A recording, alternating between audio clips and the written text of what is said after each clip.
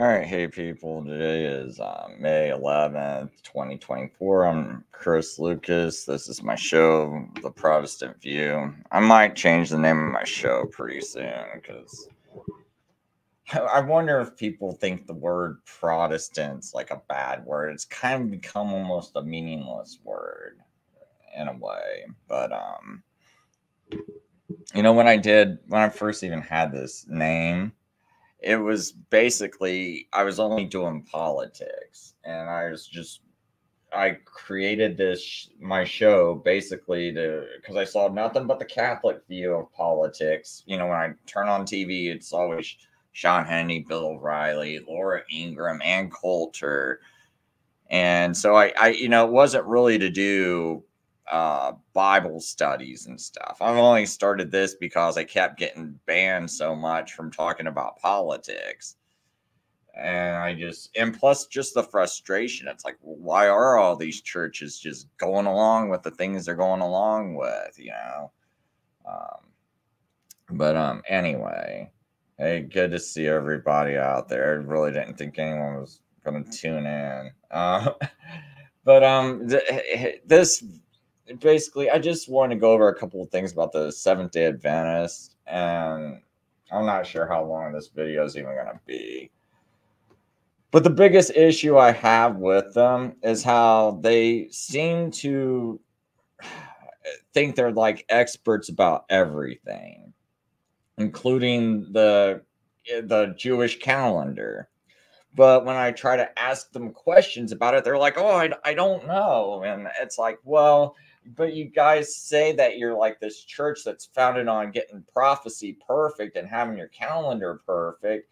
And I'm like, but when I go look this up to see how you came about getting your date, I cannot find a Karaite that has the same date as you. And you claim you get your calendar from the Karaite Jews, but I can't find a Karaite Jew that keeps your calendar. And what they will normally say is something to the effect of, well, we don't think it's that important.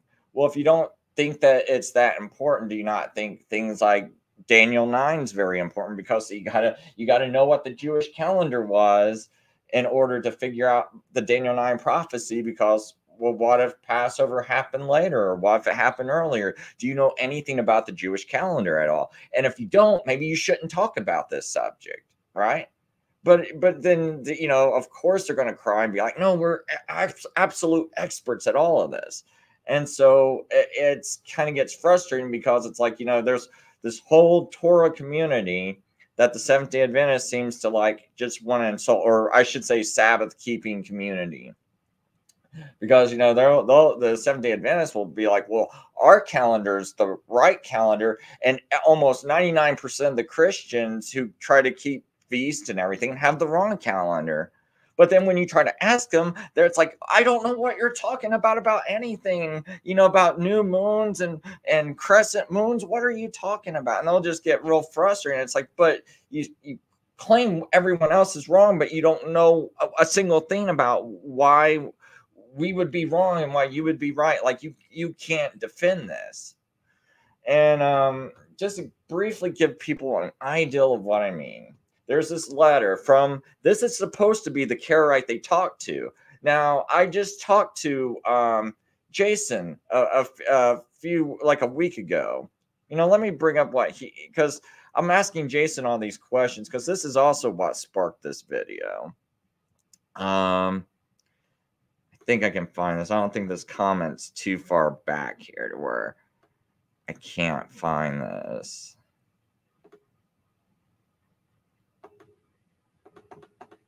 But now I got to figure out how do I...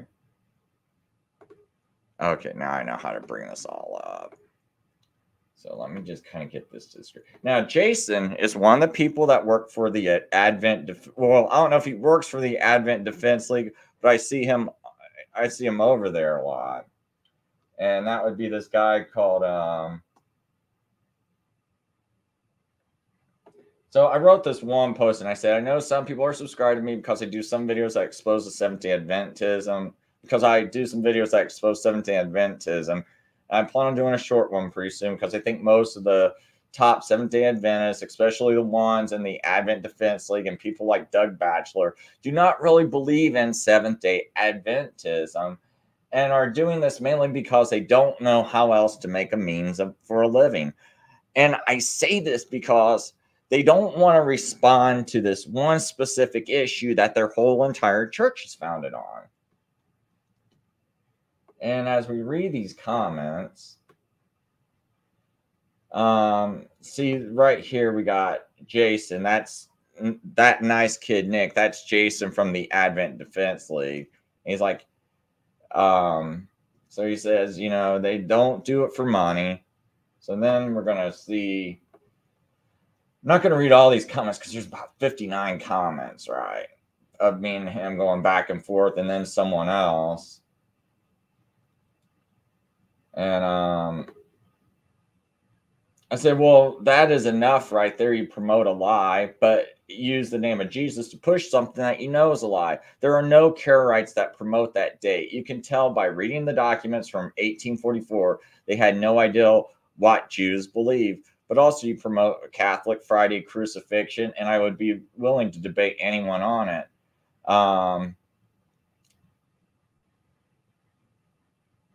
So, let me get down here to...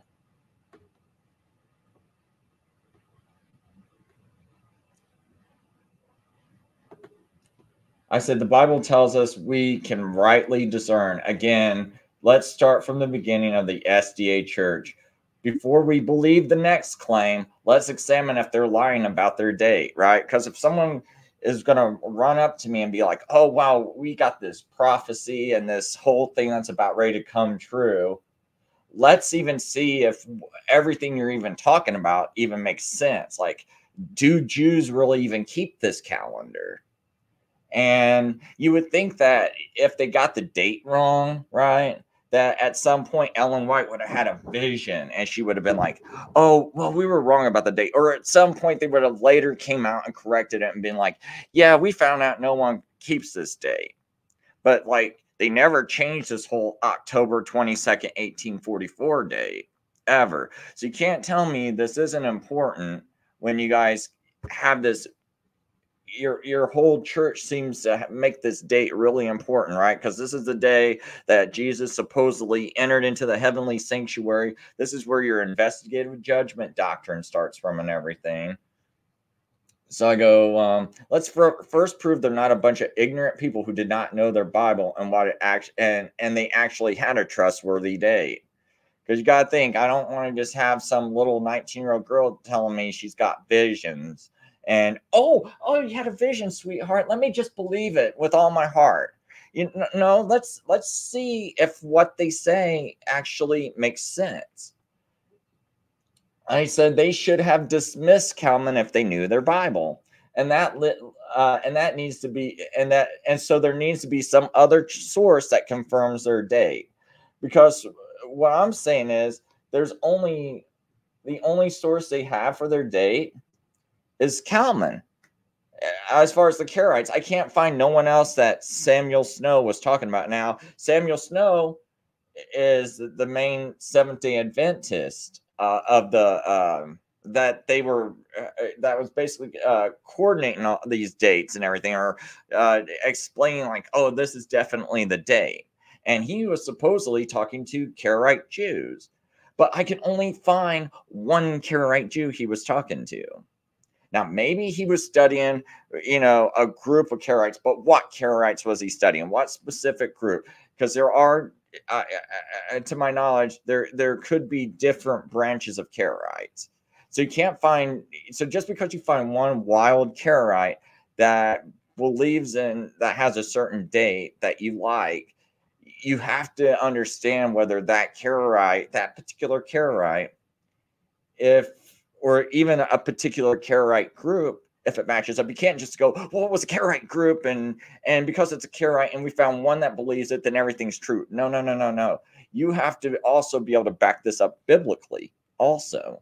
You can't just like latch onto a date and then back it up biblically and back it up culturally. You got to be able to back it up biblically and culturally.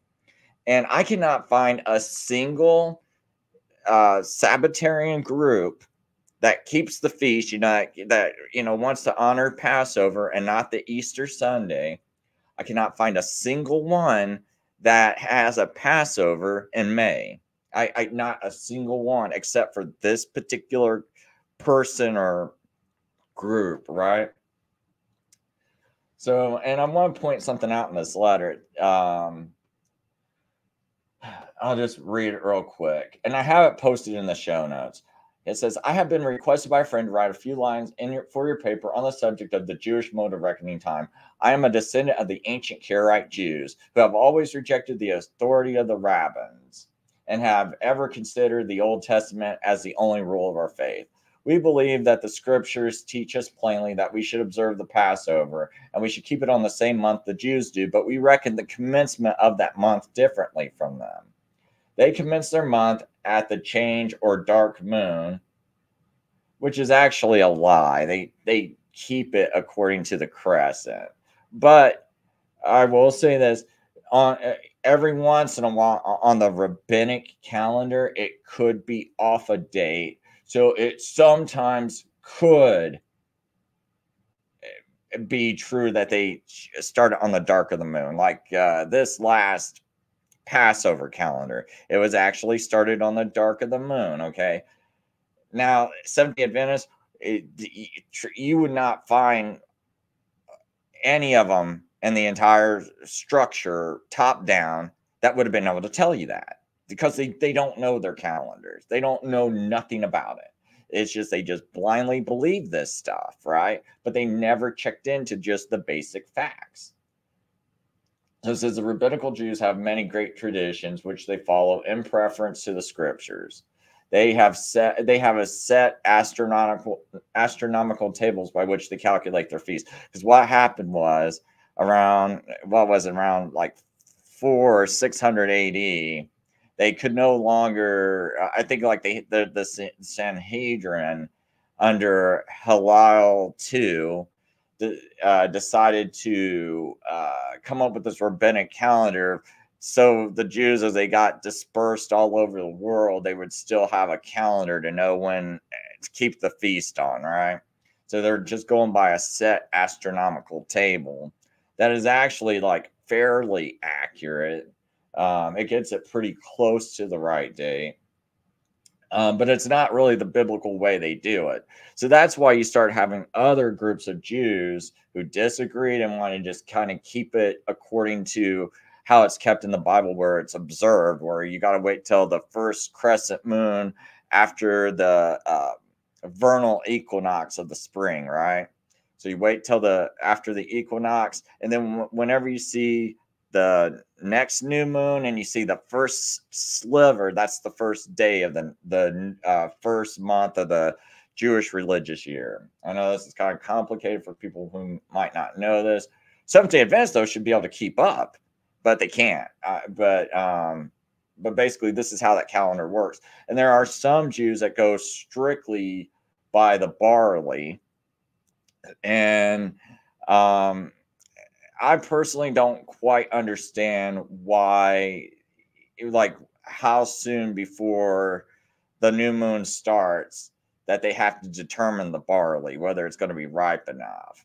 And me personally, I think it's close enough to where if you go by the equinox or the barley, it's almost the same, except for like this year there was like an argument about it. But see, if anything, I keep a calendar that's probably the latest calendar, and I know half the people that keep the feast, their calendar is about as late as mine, and we base ours off of this guy called Herb Selensky, who's been writing about the calendar for like 40 years now. And he's considered one of the experts in it. So we go by him, but our calendar is about the latest calendar. Like, I can't find no one with a later calendar than us, except for the Seventh-day Adventists, who have a later calendar. And so their calendar is going by the second new moon after the equinox. In some years it's the second moon. Now we get arguments just starting our moon after the equinox every single year by the other half of the community, because they say, no, you gotta strictly go by barley, you gotta go by the side of the barley in Jerusalem, which is normally earlier. Okay, so that's the thing, it's normally earlier, not later, but earlier. So and the rabbinical calendar, it's closer to the dates on the calendar I keep. And so for them to say that they start their calendar even 1 month further out seems pretty wild. But I'm going to kind of talk about how it says the Rabbinical Jews have great many traditions which follow in preference to the scriptures. They have a set astronomical tables by which they calculate their feasts, but we follow nature as our guide. Okay, so far that's right. Karaites do. We believe that the barley should be ripe before we keep our Passover. Now, see, that sounds kind of like those people that are keeping it a month earlier than what I'm keeping my calendar. Because they're going, if you're going by barley, that's the thing. The barley normally ripes earlier, if anything. That's where the big dispute was this year. And anyway, he goes, if it's not ripe, we put off our feast 1 month that year. This makes occasionally a difference of 1 month between us and them. This was the case in 1843. The Rabbinical Jews kept their Passover 1 month before we did, and consequently, their 7th month was 1 month earlier than ours. The Rabbinical Jews commenced their 7th month on September 12th, 1843, but we did not commence ours until October 13th. So that's actually already pretty late that year. That's 1 month late. So you would think the following year, the 10th day of our month will be October 22nd, which will be the true Day of Atonement for this year. So here's the big thing that let you know that their calendar is really wrong. It says we have no leap year as often as other Jews have. They have 7 leap years and 19 years. Almost every Jewish calendar I know has that, whether you're a rabbinic calendar or whether you're an observational calendar, which is what I'm using. But we have only 6 in 19 years. We never put an embolismic or 13th month until after 2 common years, but sometimes they put theirs after 1 common year. This makes a difference sometimes between us and them of a whole month. So now I'm about ready to get to the key part of this. Okay, so it says the Rabbinical Jews reckon their time from sunset to sunset. That's how you're supposed to do it, evening to evening. But we reckon ours. So note this. We reckon ours from sunrise to sunrise. Consequently, our Day of Atonement will commence Monday morning at sunrise, October 21st, and will end Tuesday morning at sunrise, October 22nd. He goes, I am fully convinced that Brother Miller's calculation of the prophetic periods is correct, and I believe that every Karaite Jew in this city is, of my opinion, respectfully yours, E.S. Calman. I don't know any other letter. So see, right here off the bat, if the Seventh-day Adventists were so expert in what they believe, one of the most basic things is knowing a day on a Jewish calendar goes from evening to evening. And what Seventh-day Adventists go, well, no, we do teach that. We do. But see, the person you got your calendar from and your date from did not teach that. And it's like, I feel like I'm talking to a wall when I talk to these people, because I'm like, look, see, this guy, he couldn't possibly be a respectful Karaite, because I don't know any Karaite that keeps a sunrise to sunrise calendar. And they'll be like, well, but we don't believe that. Okay, that's fine. You don't believe that. First of all, I need to know of a Karaite that does believe it. I don't want to just hear you claim, because you can't ever show me this group of Karaites. All right. So show me this group that doesn't keep a sunrise to sunrise calendar and still holds your date. Because what I want to do is I want to see how they argue that their calendar is correct. Because I've never seen anyone argue for this calendar. This kind of calendar, I've never seen an argument for it. This is totally new to me. And if there's anyone in the Torah keeping community that knows of a calendar like this, let me know. I don't know of a calendar like this. And I want to, now before I get too lost in things, I do want to show something I said to Jason.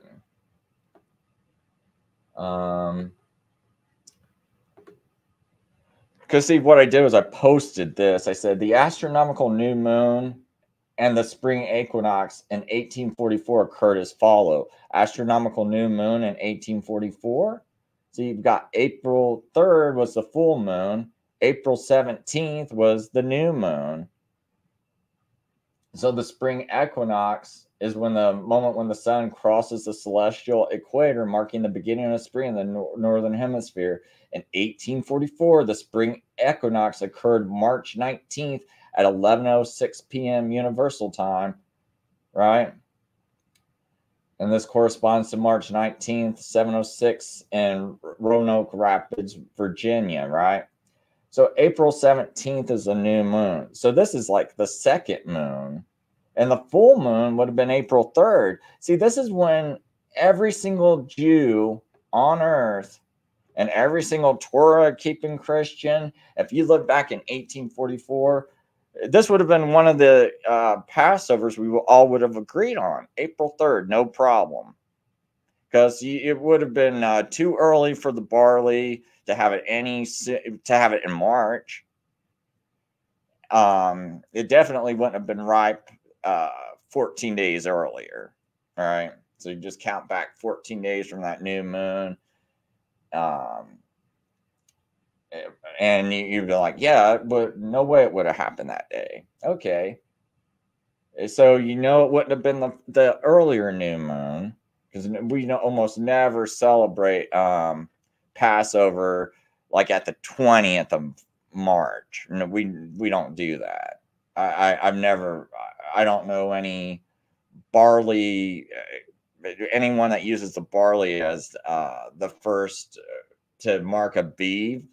I don't know anyone who has started it as early as March 20th, right? So we're probably all going to be agreeing this one time. And plus, it's also after the equinox, right? So this is definitely the full moon after the equinox, because it's on it's March 19th, and I think this new moon starts the 20th, right? So everything adds up to my calendar. The other Jews who keep the barley, who are Sabbath observers that keep the barley, I don't know why you would push it off another 14 days. And so what Calman's claiming is he's starting it on April 18th, because this is the astronomical new moon on the 17th. So it's going to at least take 24 hours to see the sliver of the new moon, which will actually be the first of Aviv, or the first of Nisan, whichever month name you like to use. So it's going to be the first of Aviv on April 18th, and then count 14 days from there, you got a May Passover. That sounds too late to me. So that's what I keep asking is, how do you show me this Karaite group that has this calendar? And so it should automatically be real suspicious to you that they're starting at not the first new moon after the equinox, but the second new moon after the equinox. Tell me any group that does that, the second new moon after the equinox and starting a calendar. So that's what they're claiming for that very year. That's to me, that's a big red flag. But then on top of it, hey, you're talking to a guy that's keeping it sunrise to sunrise. And so that's kind of a big deal as to why, you know, it's like, don't you know anything about these people? Like, you just don't run and find some Karaite in the middle of nowhere, you know, one single group, and you pick this one group you like. You have to have biblical reasons for it. And I would, and like I said, Herb Zelensky would be the only one that would argue for a late date, but never a date this late. Because, like I said, I keep the same calendar Herb Zelensky keeps. So I think I might have. Calculation was based off when the Day of Atonement was in 1844. By the way, SDA's view Daniel 8:14, that was referring to 2000, the 2300th Day of Atonement, from the starting of the year of 457 BC to the 2300th Day of Atonement would be sometime in 1844. They used the Karaite calendar to determine it. No, but see, that's what I'm saying. You lie. You do not use a Karaite calendar. There is no Karaite calendar that uses a sunrise to sunrise day. You can't produce a name of a Karaite, one single name of a Karaite that uses that date, or show me the group. That's what I continually keep asking. I mean, I don't mean to say you know you're lying, but when you keep just making a claim and you can't back it up, that's called lying to me. Especially when you clearly see, you know, from Calman's letter. So I repost Calman's letter again so he can see. So I reposted that letter.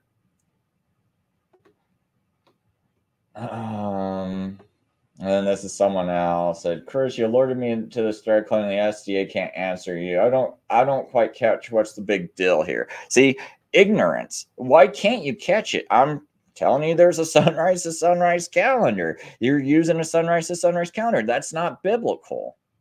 And to me, it just shows that, you know, you're like, could you imagine someone with just some crazy prophecy going, oh, there's some big event coming on, and we're using a sunrise to sunrise calendar? Wouldn't that make it? Whoa, guy, whoa. I know my Bible. And it says, you know, Jews kept evening to evening, you know, Sabbath. Like, hey, didn't you ever read that part in Matthew where they had to take Jesus down because it was about to be Sabbath because the sun was going down? Did you ever even read the part about the crucifixion of Jesus and how they had to get him off the cross? Why? Because the sun was going down. Why? Because Jews kept an evening to evening day, so they had to get him off the cross. Did you read that part of the Bible?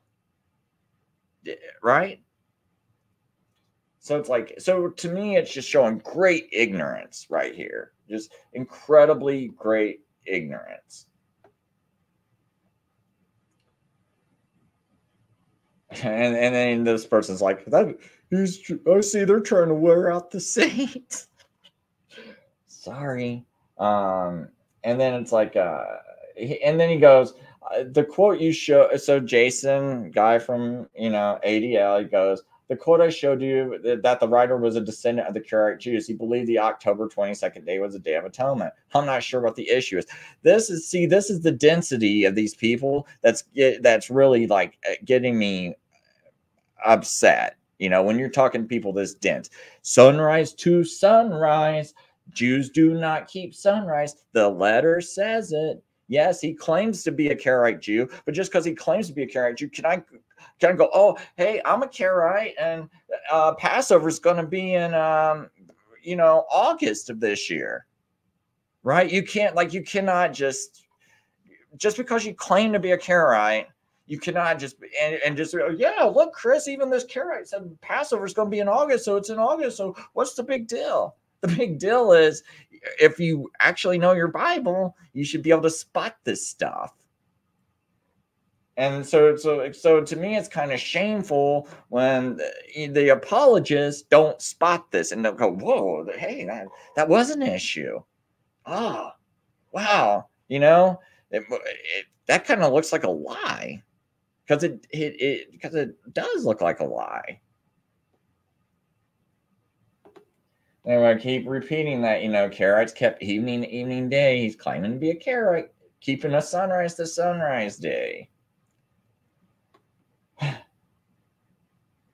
And I go, but even if you want to claim that some Karaite that keeps an unbiblical sunrise to sunrise calendar, that this is some Karaite that keeps an unbiblical sunrise to sunrise calendar, should you be basing your Day of Atonement off of that calendar?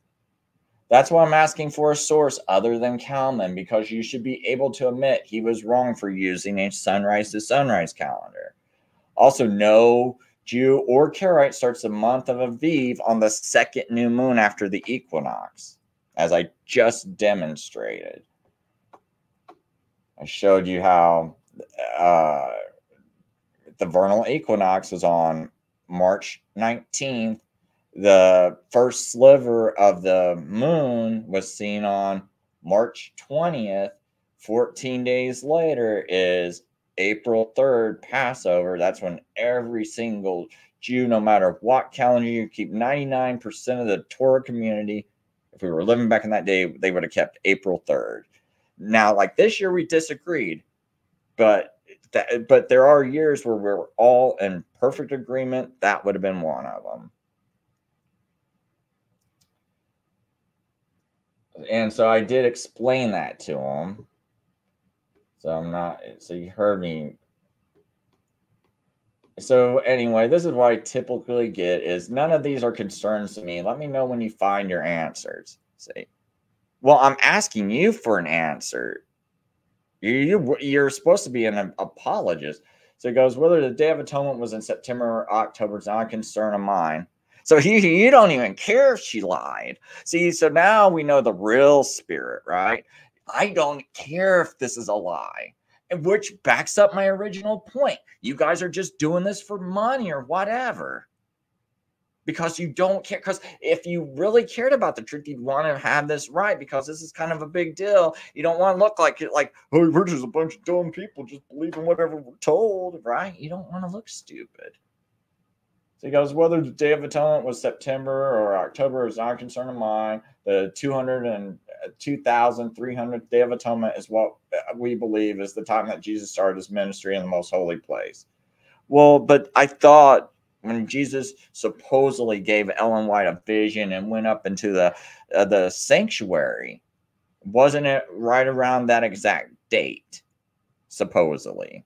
And this date's important because it was the Day of Atonement. Like, you guys have never wrote in one single article, oh, it was actually a month earlier, or hey, I had a vision and Jesus actually entered a month earlier, and this is why it's a month later.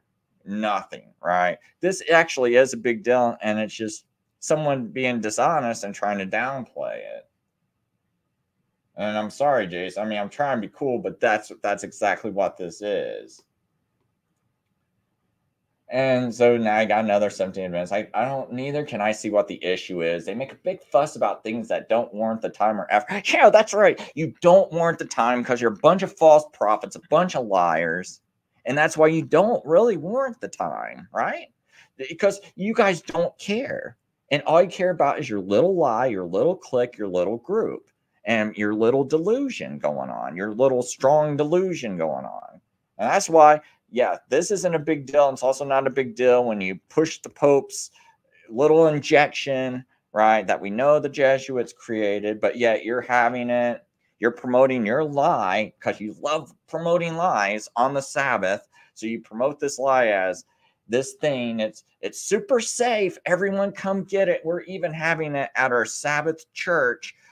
We're even having this conference on the Sabbath to promote this thing that the Pope loves, that the Pope wants mandated throughout the whole world.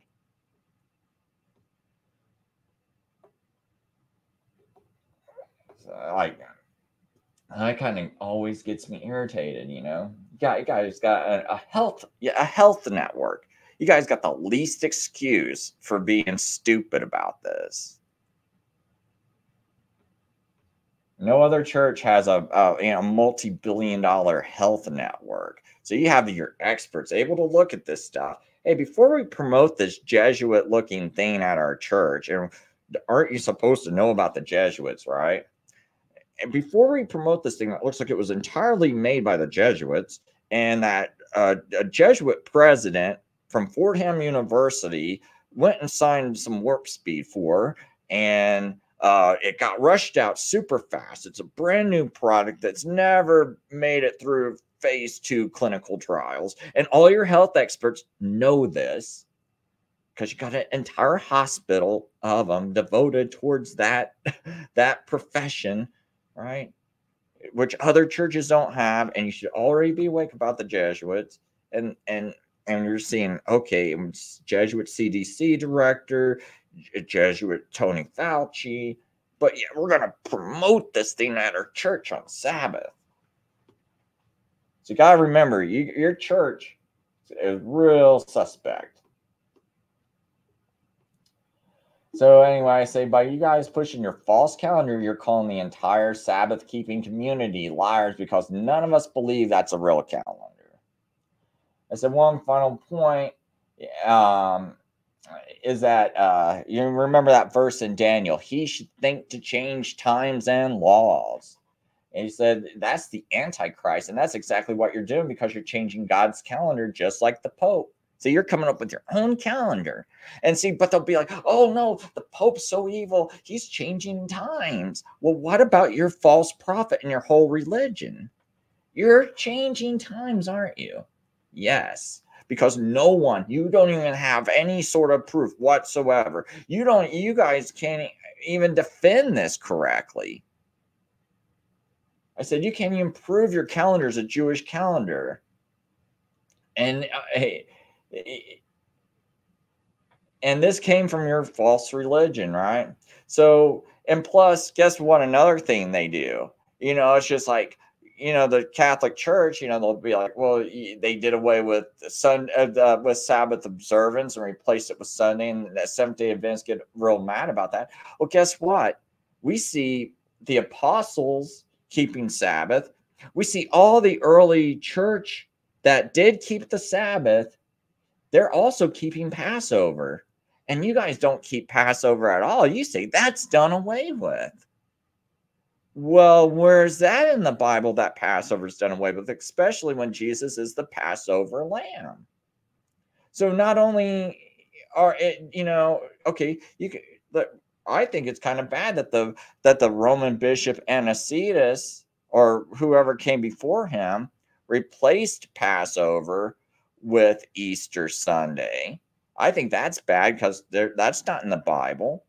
And we have Polycarp that argued against that. And we know Polycarp definitely learned from John the disciple, because all the early Christians, when they write about Polycarp, they admit this. They admit that Polycarp was a student of John, and I think Philip also. And Polycarp says, I learned this from the apostles myself. And Polycarp was keeping Passover, and he was also keeping Sabbath. And so were the other quarter-decimans, because that's what the people who kept Passover instead of the Easter Sunday, they were quarter-decimans. So, and that's the only argument you would even have for keeping Passover, is saying, the quarter-decimans. But you're saying that, no, the quarter-decimans were stupid. They shouldn't have been keeping Passover, because that was done away with. So they're just keeping this thing that they shouldn't even be keeping. Okay, so you guys lost any Christian group that you could argue that kept Sabbath. You guys have eliminated your whole foundation for Sabbath keeping, because that does not make any sense that the only groups, in your opinion, so we got the entire majority of the Christian church, at least because, well, at least the Romanized portion of it, which was like a large majority of it, we got them pushing Sunday observance. We got these little pockets of Sabbatarian quarter-decimans keeping the original Seventh-day Sabbath, but they're also keeping Passover. But you say those guys are crazy because they shouldn't be keeping Passover. That's done away with, according to Ellen White. So we got to kind of scratch them out, because they're practicing something that was done away with, chances are Passover was done away with. I mean, if Passover's done away with, Sabbath was probably done away with too. They're probably just keeping a bunch of stuff that's done away with, right? So you guys are really scratching us out, us Sabbath keepers, out of the whole equation. Because now who do you go to? Because I mean, that would be the logic thing to think is, well, they're keeping something done away with. Maybe this other thing, Sabbath, they're keeping that, and that was done away with. Let's bow our knee to the Pope and promote their jab on, their little injection at our church on Sabbath.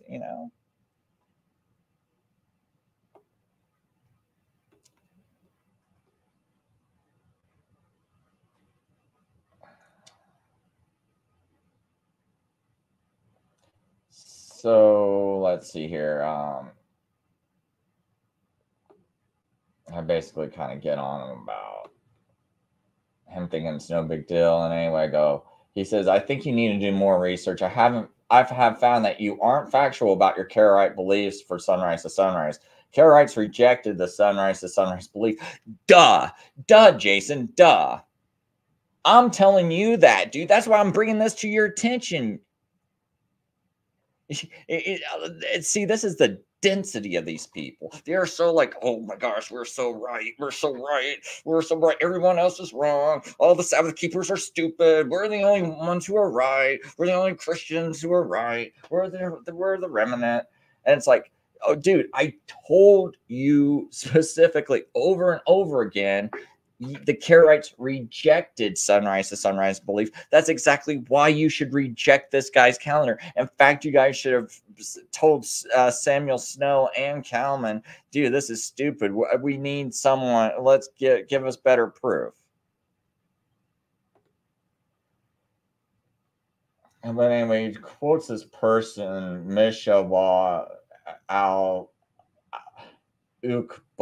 who was a disciple of Ishmael something, and the founder of the Mishawites, taught his followers to use a purely solar calendar, 364 days and 30-day months, insisting that all the holy days and feasts should occur on fixed days of the week rather than fixed. He further said that the Sabbath should be kept from sunrise Saturday till sunrise Sunday. Well, see now, and he says most Ananites and Karaites rejected such beliefs. Correct.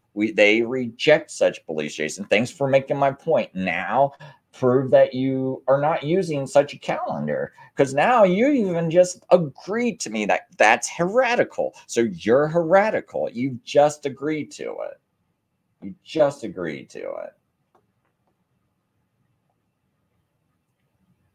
And I said, well, if it's really of no interest to you and admitting that she got and it's no big deal to admit that she got the date wrong, and you're in charge church got that date right, got that date wrong, right, since it's no big deal.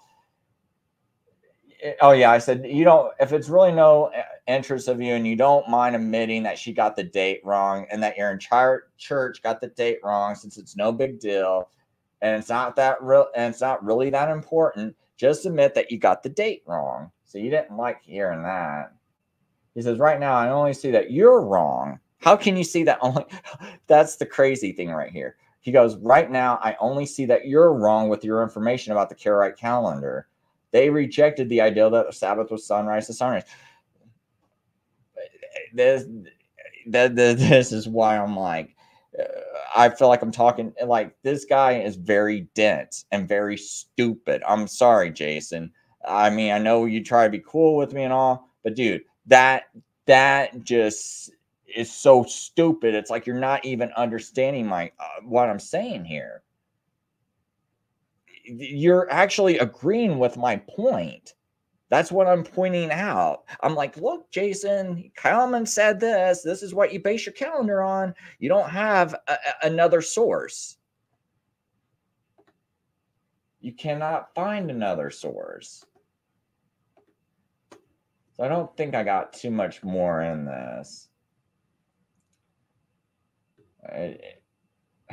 You know, it's just basically I say, but the calendar you use says sunrise to sunrise. I just posted the letter. What are you, illiterate? Can't you read it? You're making my point because I said you guys use a sunrise to sunrise calendar and you're claiming that's Karaite.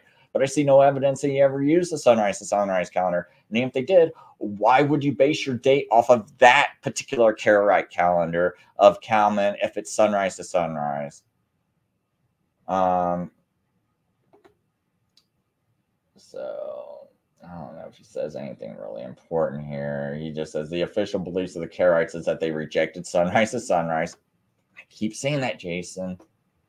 He says, I don't know where you're getting your information from. It's false. I got it from your own websites. I don't know where I can find this letter again, but I believe it was Frank B. Nichols in his book, The Midnight Cry. Or it was off of an old publication called The Midnight Cry or The Signs of the Times, written in like 1844. All right. Originally, I found this off of a Seventh-day Adventist website, but I can't find it on there anymore. So did they take it off after I started doing these videos? But this is this letter. It's like it's not like I'm making it up. That's why I copied it off the website, so I would have it on hand, so I could easily put it back up here and post it. Yeah, I copied off the website so I could put it in my descriptions on my videos, right? And so, no, I didn't. I don't know if I wrote the website down. I have to go through my notes, but I did copy that from a Seventh-day Adventist website. So that's your guys' proof, you know, where you guys were like, look, it really was a Karaite. Okay. And this is definitely the Karaite that Snow was talking to, because you can read this in his letters. He's talking to this particular Karaite. We don't have no other Karaite.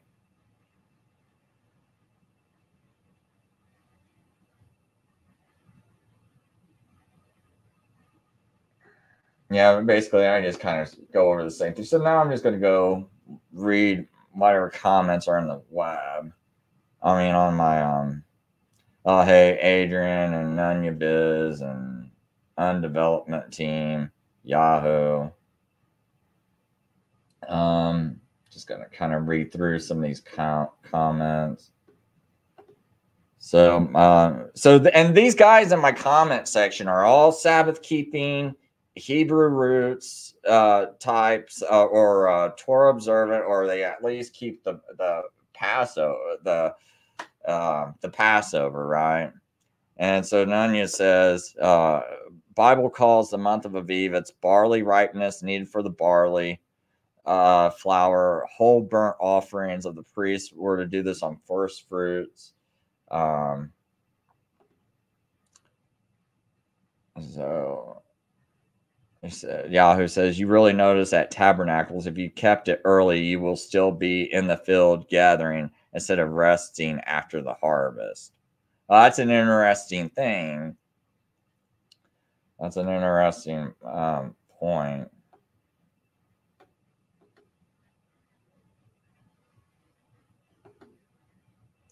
Okay, so Yahoo's, I guess you had a show, but you canceled it. Okay. You know what? And also, people, if you come into my show and you post your show or you talk about your channel, I am not, even if you hate me, right?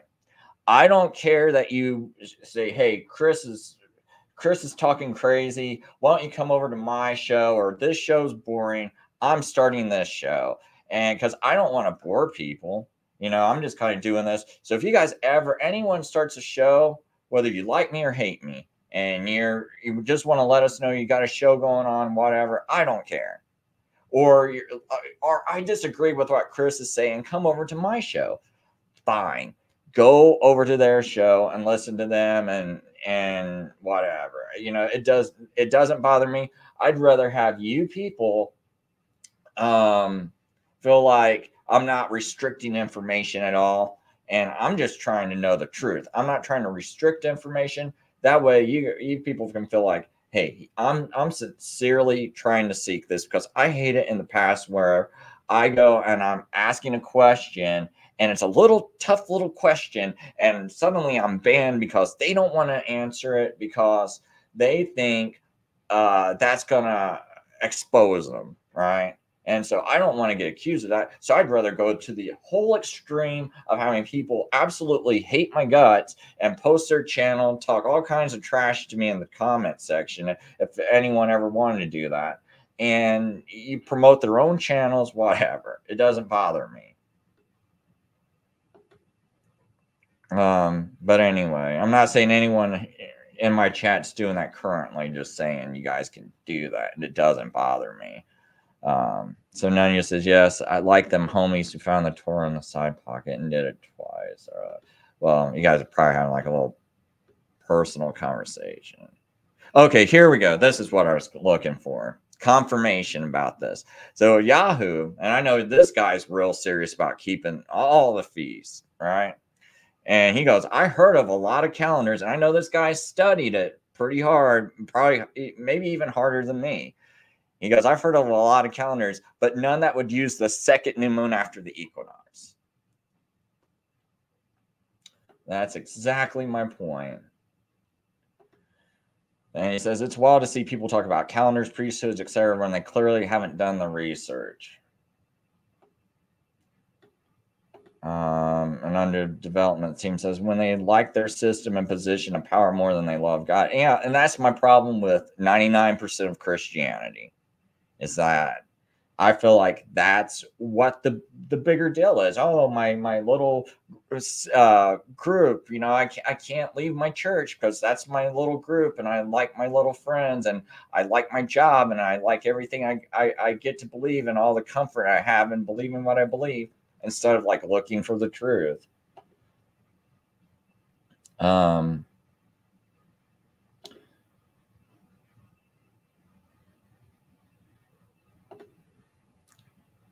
So somehow getting rid of the feast and 1/3 of the law isn't changing laws of time according to them. Yes, exactly.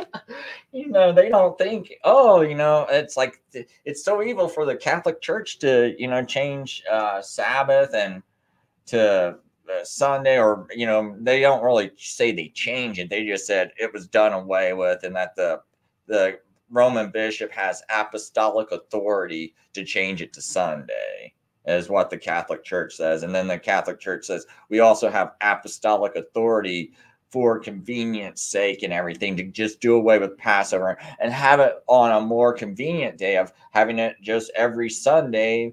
The first after the it's got to be like 7 days or something after the first full moon after the vernal equinox.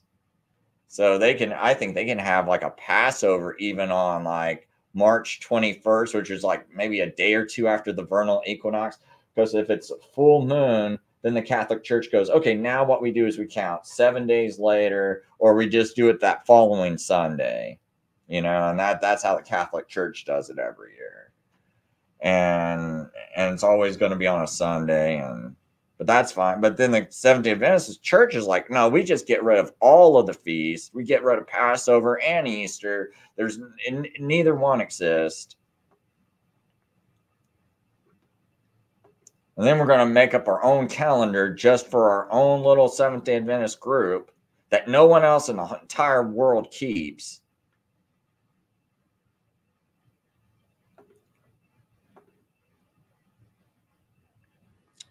And I agree with that, yeah, Nanya, because he says Pope sits on his God's throne, proclaiming himself to be God. Yeah, and Yahoo says even Paul was taking up offerings to take to Jerusalem for Pentecost, which he counted from unleavened bread. Undevelopment team says, I was reading Genesis 1 again, and I know something interesting, but without knowing Hebrew, I'd have no idea what it means. The word days in verse 14. I'll look at that real quick. Interlinear Genesis 14. I don't want to get too sidetracked because there is a couple more points I want to make.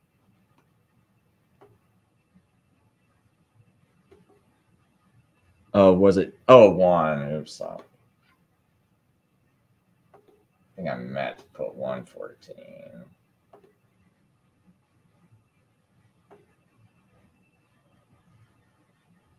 But I'm curious why you saw what it said, and said in the firmament. And said, God, let there be lights in the firmament of the heavens to divide the day. Hey, yom. Well, that is the day, word for day here. Yamin would be a plural form of days. So Yamin, that's whenever they have the MIM, that's normally plural. And then we got Yom up here, which is just a singular form of day. So I'm not really sure. I just want to make sure that the word day was even in there. Like you didn't catch something that I didn't catch from the translation or something. But I would just say it looks like just the singular and plural form, but I don't want to get too lost in that.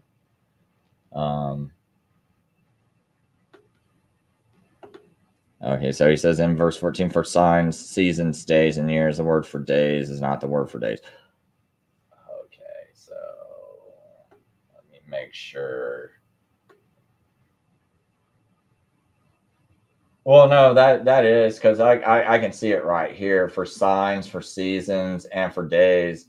That yamin right here, that's days. I think that you law. I don't know how to pronounce Hebrew very well, but that would be 4 days right here. So I don't see a problem with that. That's just the plural form of days. That's what it looks like to me.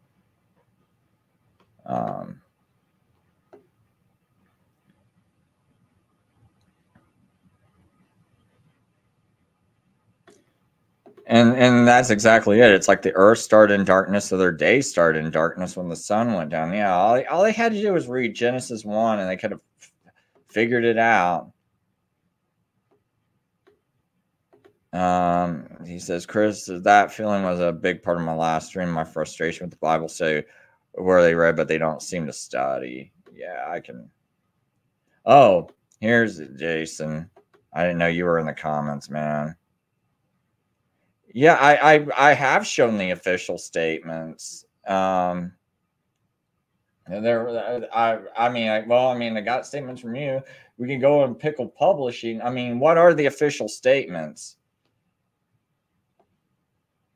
If you want to send me those official statements, I'll go right on YouTube. You want to send me them on YouTube or not YouTube, but on my Facebook? You can send them to me on Facebook. The official statements I can't find. It's still kind of like very vague. The official statement needs to be like this particular Karaite group. Okay. First of all, this is what I'm looking for when we're talking about official Seventh-day Adventist statements that you think can rectify this.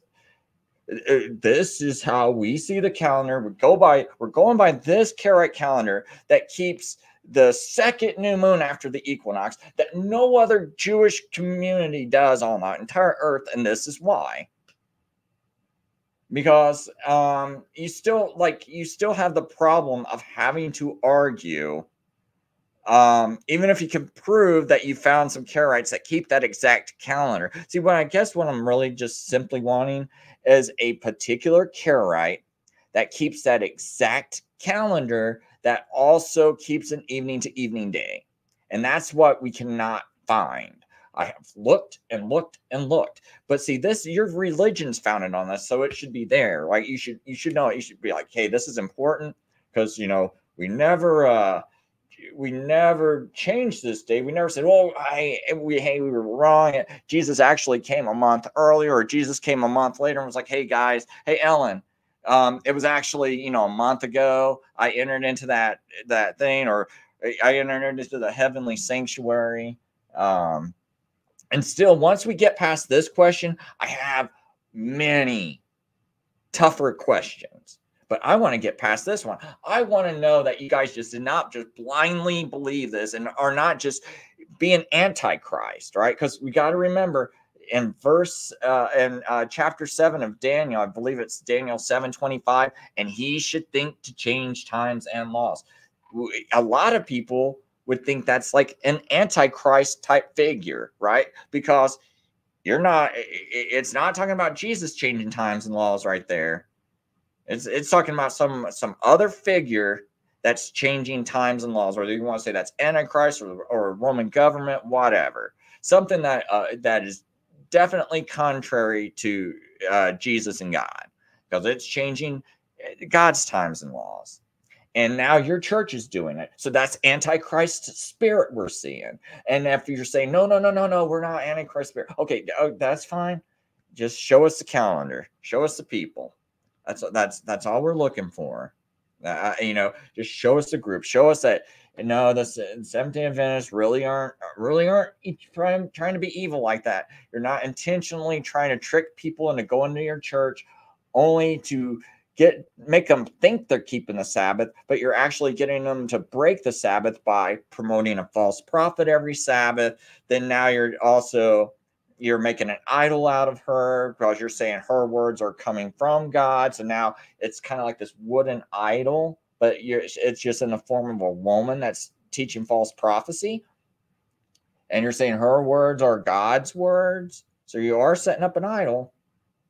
And and it's kind of curious, she never corrected this. And we also see all these other mistakes. Under development team, that word would be day. And then YAMIM would be here. I'll post it real quick. That should be days. So that should be day, and this should be days. And I guess like in the English, when they transliterate it, if that's what it's called, I think that's what it's called. When they transliterate that word, I think they normally change that O to an A, and then they make it plural with the MIM. I think that's how that transliteration works.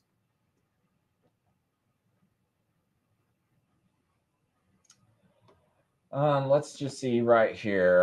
The problem members of the so here's this guy. This is Pickle Publishing, right? He's like, I'm sorry, the words are kind of small. I don't think I can blow it up any larger, but it wouldn't hurt to take me out of the picture. It's not like I really got spruced up today before I did this video. Just kind of started up the stream without thinking much or getting ready much.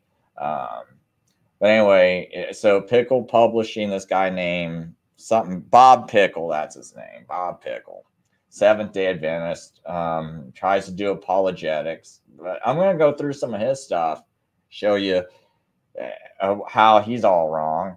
So he says, a number of critics today question the conclusion of the Millerites in 1844 that the Jewish Day of Atonement, Yom Kippur, that year would occur on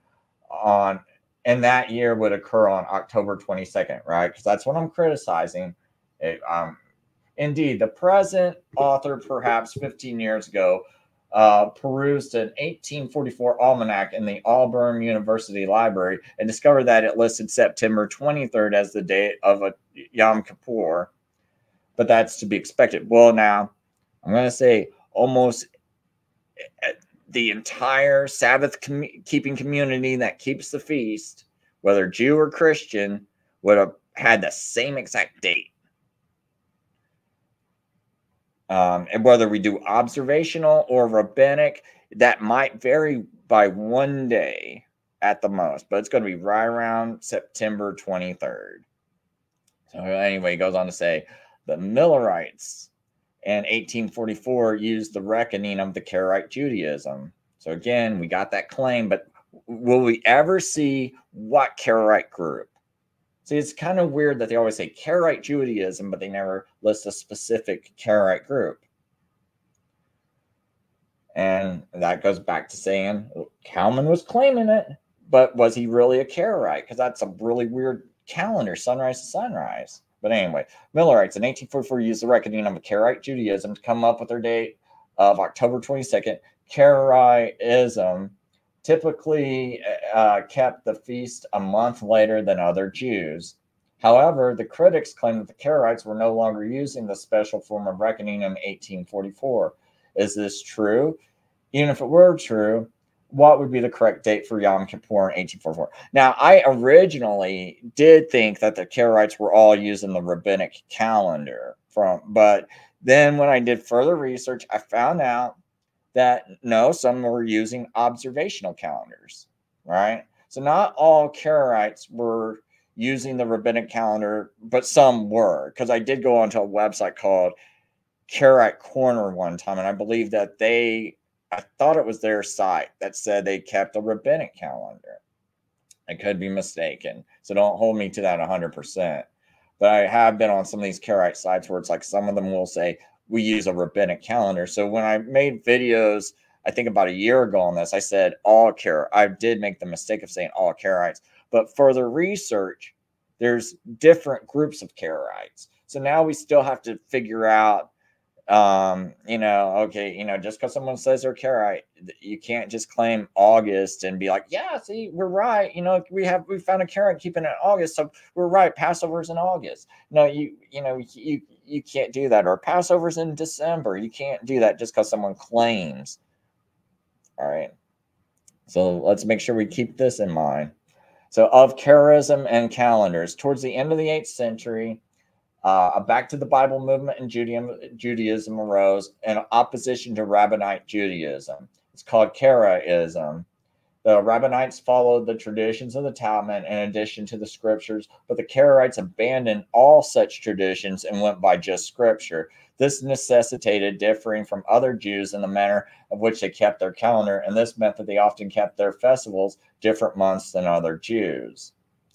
But to me, I only see a 1 month difference, and it normally looks like every Karaite I studied this year looks like they kept calendar the same exact month I did, but there might have been one that kept it a month earlier. But we were considered keeping ours kind of late, starting it in April 10th, but that's about the latest you can start it. Or else you're going to start having it the second new moon after the equinox, and no one does that. So anyway, he says the Julian and Gregorian calendars are solar calendars. I'm going to kind of skip through some of this. I don't think I need to talk about all this because he's just talking about various calendars and he's not. So anyway, the Bible specifies that the Passover must be celebrated during the first month. It also specifies that the morrow after the Sabbath, after the Passover, differing from other interpretations that identify either a Sunday or a 16th of Nisan, a sheaf of ripe barley was to be waved before the Lord. Up until the 2nd century AD, the Rabbinic Judaism added their intercalary months in such a way that there was always ripe barley for Passover. So that's why they were using the equinox. After that point, they relied solely on mathematical calculations and tied to the equinox, and totally disregarded whether the barley was ripe or not. Thus, they were not following scriptures in the matter of when to begin the years. See, I argue that you'll never see barley, barley will always be harvestable by the first new moon, by the Passover of the first new moon after the equinox. Like, I would argue you never have to wait till the second new moon. Never. When Karaism arose, it reverted back to the original way of calculating the beginning of the year. You can read more about this on KaraiteCorner.org. In particular, interesting of our barley fact. So yeah, which will only tell you the same exact thing that we know this year, that we had a group of people, of the feast-keeping Christian community that had Passover a month earlier. Like, I think it was like towards the end of March, because they said that the barley was going to be ripe, and there's like a big argument that the barley was not ripe that day.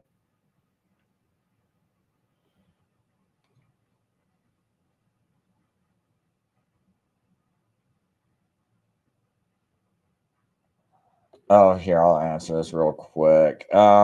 Do you ever use the word in Hebrew again in the Bible Hub? Yeah, men is it's used again. I'll figure it out because I know I saw it. I know I saw it later on. I think I saw it in like the book of Daniel when I was reading through it, but I have to go back. I'm pretty sure I saw young men in there.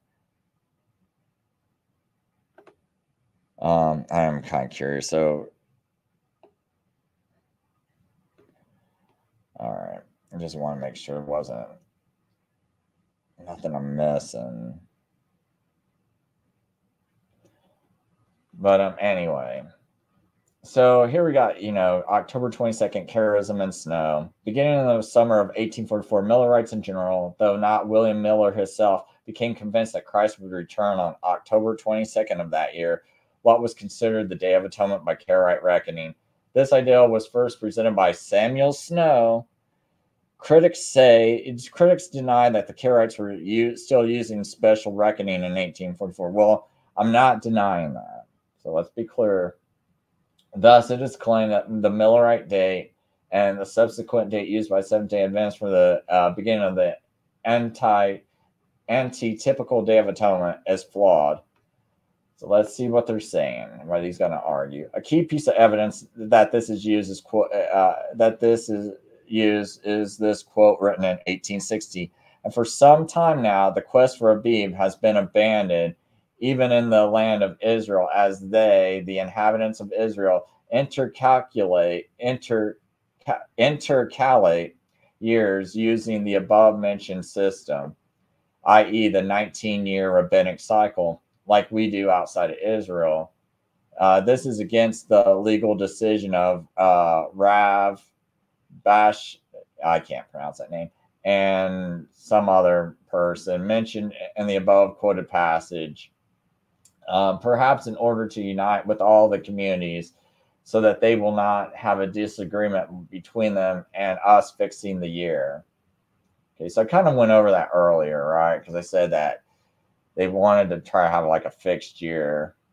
The Karaites, afar from Palestine, were using the rabbinic reckoning long before 1844 is indeed true. Right, I said some Karaites do use that. And at some point prior to 1860, apparently even Karaites in Palestine were as well. But how long before 1860? The history is difficult to trace back from our day. As late as 1641, we learned from a Karaite pilgrim from the Crimea that the Karaites of the Middle East still followed the biblical calendar, and that in that year celebrate all the holidays 1 month after the Rabbinites. So it says that was in the Karaite Corner newsletter, number 6, Biblical Holidays. So for now, we will say that at some point between 1641 and 1860, Karaites in Palestine started using the rabbinic reckoning. Yet, regardless of what the Karaites were or were not doing in 1844, what was the true Day of Atonement, biblically speaking? The question is difficult to answer without detailed crop reports from that year. But we know that what the barley crops were like in recent years, thanks to Karaite leader Nehemiah Gordon.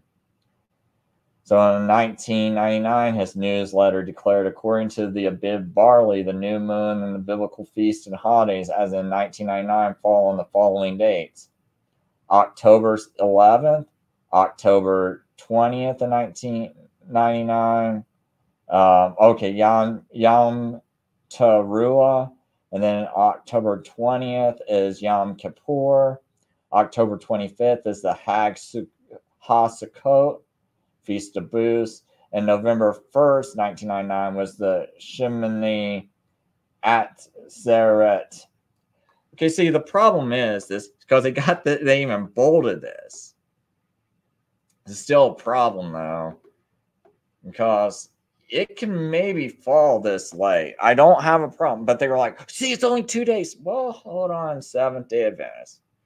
Because it's still, it's like, that is like pretty much like the maximum right there. That's the absolute maximum, because once you start to figure this out and how this cycle is going to play out through the entire year, you go all the way back to like thinking that this must be a Passover. I'll punch this in because I'm betting that this Passover, that the month of Aviv started.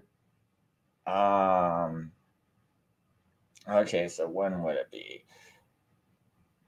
It would probably start around April 10th that year, or maybe not, maybe a little bit later than April 10th, maybe April 11th or 12th. I'm going to look at this, man. And I know I'm using a Jewish calendar. Probably give me a rabbinic calendar, but it still give you a rough ballpark. Jewish calendar, 1999.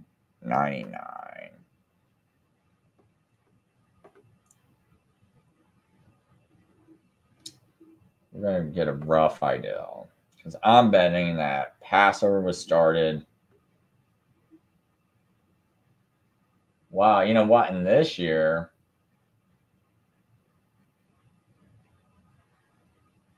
according to the Jewish calendar of this year, this is kind of odd. But you had Passover. Looks like they started the first of Nicene on right at the equinox.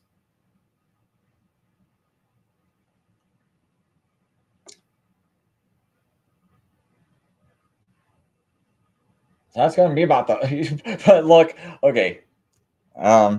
Yeah, you still got a problem here, and this is going to be real close to the observation. It's going to be like maybe a day off. That I think I've looked this up before. I think it's only like a day off, so it might be like maybe a day later.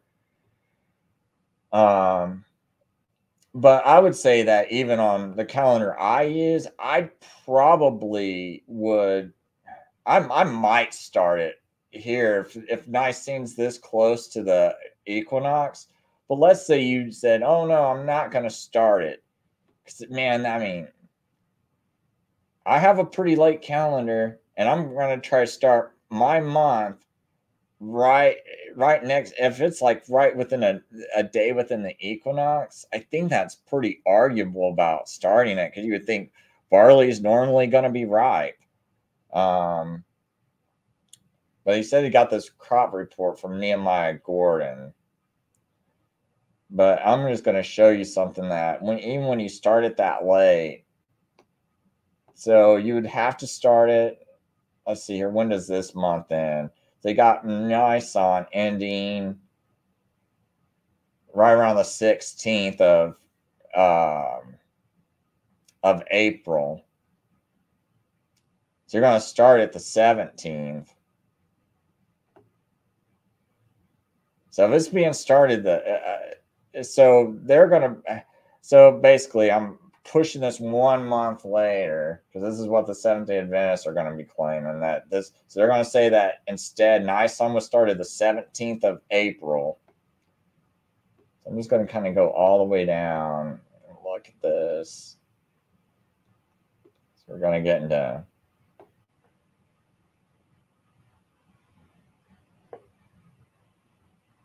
so I personally would think Tishri would be starting right here, man. I would have started it here, but they're saying no, it's still the month of Elul.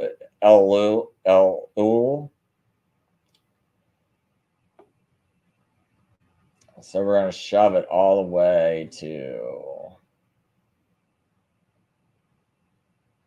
So now they got. So now they're saying Cheshvan that year was actually Tishri, which is going to start on the 10th. So 1, 2, 3, 4, 5, 6, 7, 8, 9, 10. This is the 20th. That's the Day of Atonement. Man, dude, like that's the absolute latest. How I don't like, you're gonna tell me you're gonna start it even later? Like, to me, that just seems, I don't know, that seems pretty crazy, because like, that's, to me, is like the maximum you're gonna go, because that's like right on. Like, I would argue that Passover should have been started a month earlier that year, because you have like, it looks like the crescent moon would have been seen right after the vernal equinox. I'm just kind of wondering why any Torah observer thinks of this, because it's like, you have like, this year it looks like you should have, like, we know the vernal equinox is like the 18th or 19th. I think that's the maximum latest you could possibly argue for, is to go, well, it was still one day, into the equinox. So we just wait. So we didn't do it this month because it's one day, and it's because maybe the equinox was the 19th. Let's say you saw the full moon. You saw the crescent moon on the 19th. Or maybe you saw it on the 18th. Maybe you saw the crescent moon on the 18th, but the vernal equinox was the 19th. So you decided to still push it a whole month forward. And then, let's say the equinox was on the 19th. Now, I know it wasn't on the 20th that year, but I'm saying it could have been the 18th. It might have been the 19th that year. So let's just say you wouldn't have you would have been like, oh, we already saw the equinox. The crescent on the 18th, or even the 19th, and for some reason, I don't know, I think you would start it on the 19th if you saw the crescent the 19th. But let's just pretend like you saw the crescent the day before. I think that would be the only argument you can make for shoving it a whole month.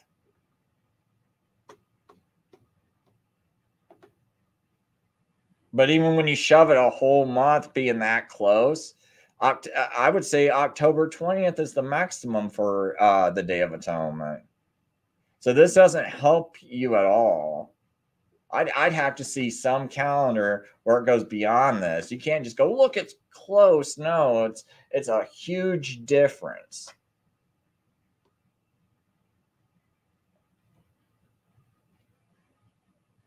But if Yahoo or Nunya, if you're seeing this, I'm curious what your thoughts are on that, man. I don't know. Actually, here, I can send out my link if you guys are still watching. Because I'm curious, it's like, you people keep the calendar. You guys have been doing it longer than me. I've just been studying it real hard the past 2 years or 3 years. Because I'll admit, I don't think I've started keeping Passover until about 3 years ago. No, you know what? I was thinking about it for years, but I never just kept it because I didn't know how to keep it. I was kind of confused. And last year I was just like, nah, I'm just going to keep it. I'm just going to try to keep it. I'm just going to try to wing it. And, I know it's not going to be perfect the first time I do it, but I'll just keep trying to keep it every year, and I just get better, right? But yeah, if anyone's out there that knows about the calendar, you're free to come on. Any Adventist that knows about the calendar, you're free to come on and explain this to me. Well, I'm looking at 1999 Yahoo, because see, this Seventh-day Adventist, they posted this right here, because what he's doing is, he says, in a 1999 newsletter, according to the Abib, the barley and the new moon are the biblical feasts and holidays. It falls on the following dates. Because I think he said this is did he say this was going by Nehemiah Gordon or something? He says, for now, we will say that at some point between 1641 and 1860, the Karaites in Palestine started using rabbinic reckoning. Yet, regardless of what the Karaites were or were not doing in 1844, what was the true Day of Atonement, biblically speaking? The question is difficult to answer without a detailed crop reports from that year, but we do know what the barley crops were like in recent years, thanks to Karaite leader Nehemiah Gordon. But I don't think Nehemiah Gordon, I mean, unless someone's got some better knowledge than me, he's given these crop reports, and I think he's saying his Day of Atonement would have been October 20th. That looks to me like the latest it can possibly be. That's why I was looking up April 1999, because I'm counting from when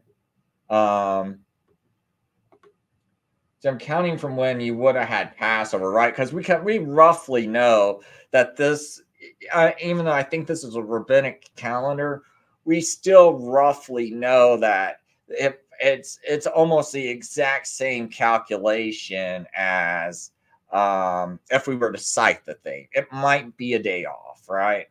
And I'm saying that, let's just say, for the sake of argument, that oops, it was cited a day before the new moon was cited, a day before the equinox.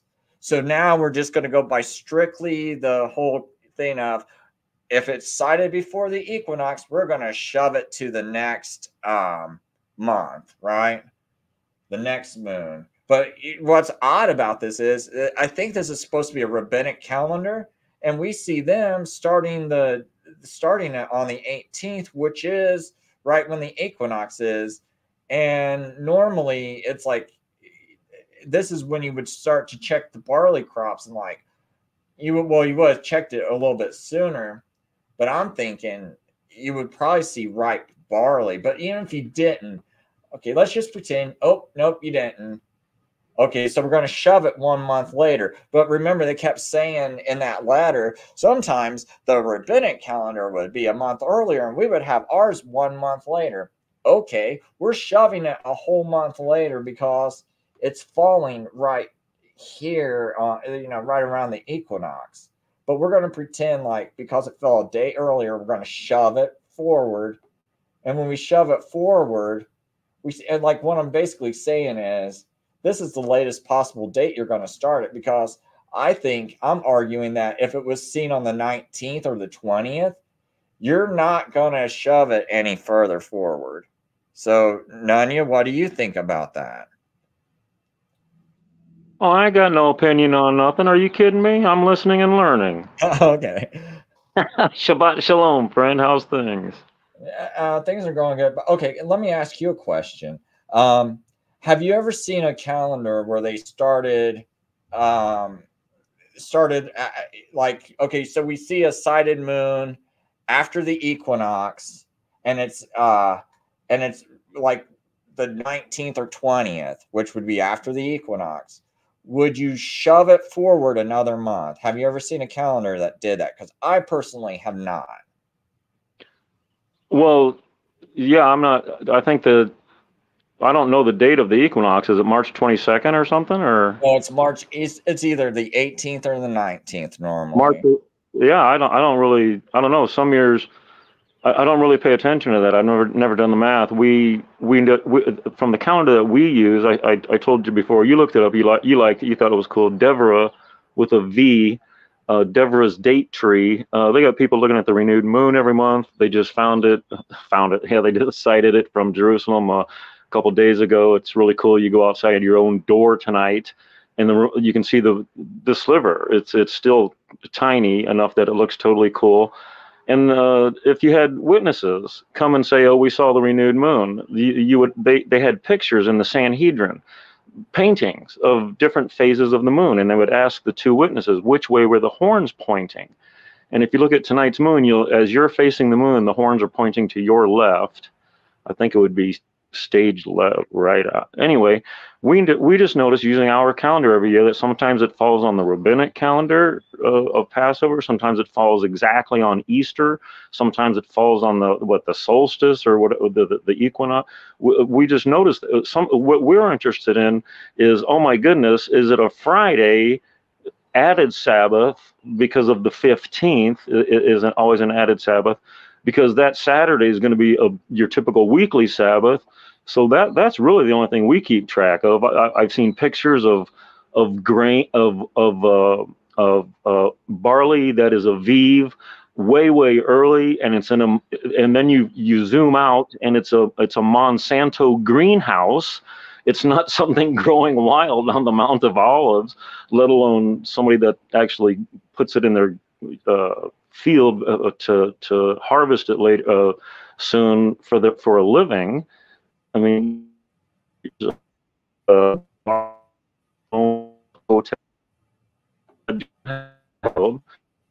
They're gonna have a guy selling little barley sheaves. What? No big deal. But we've never really looked.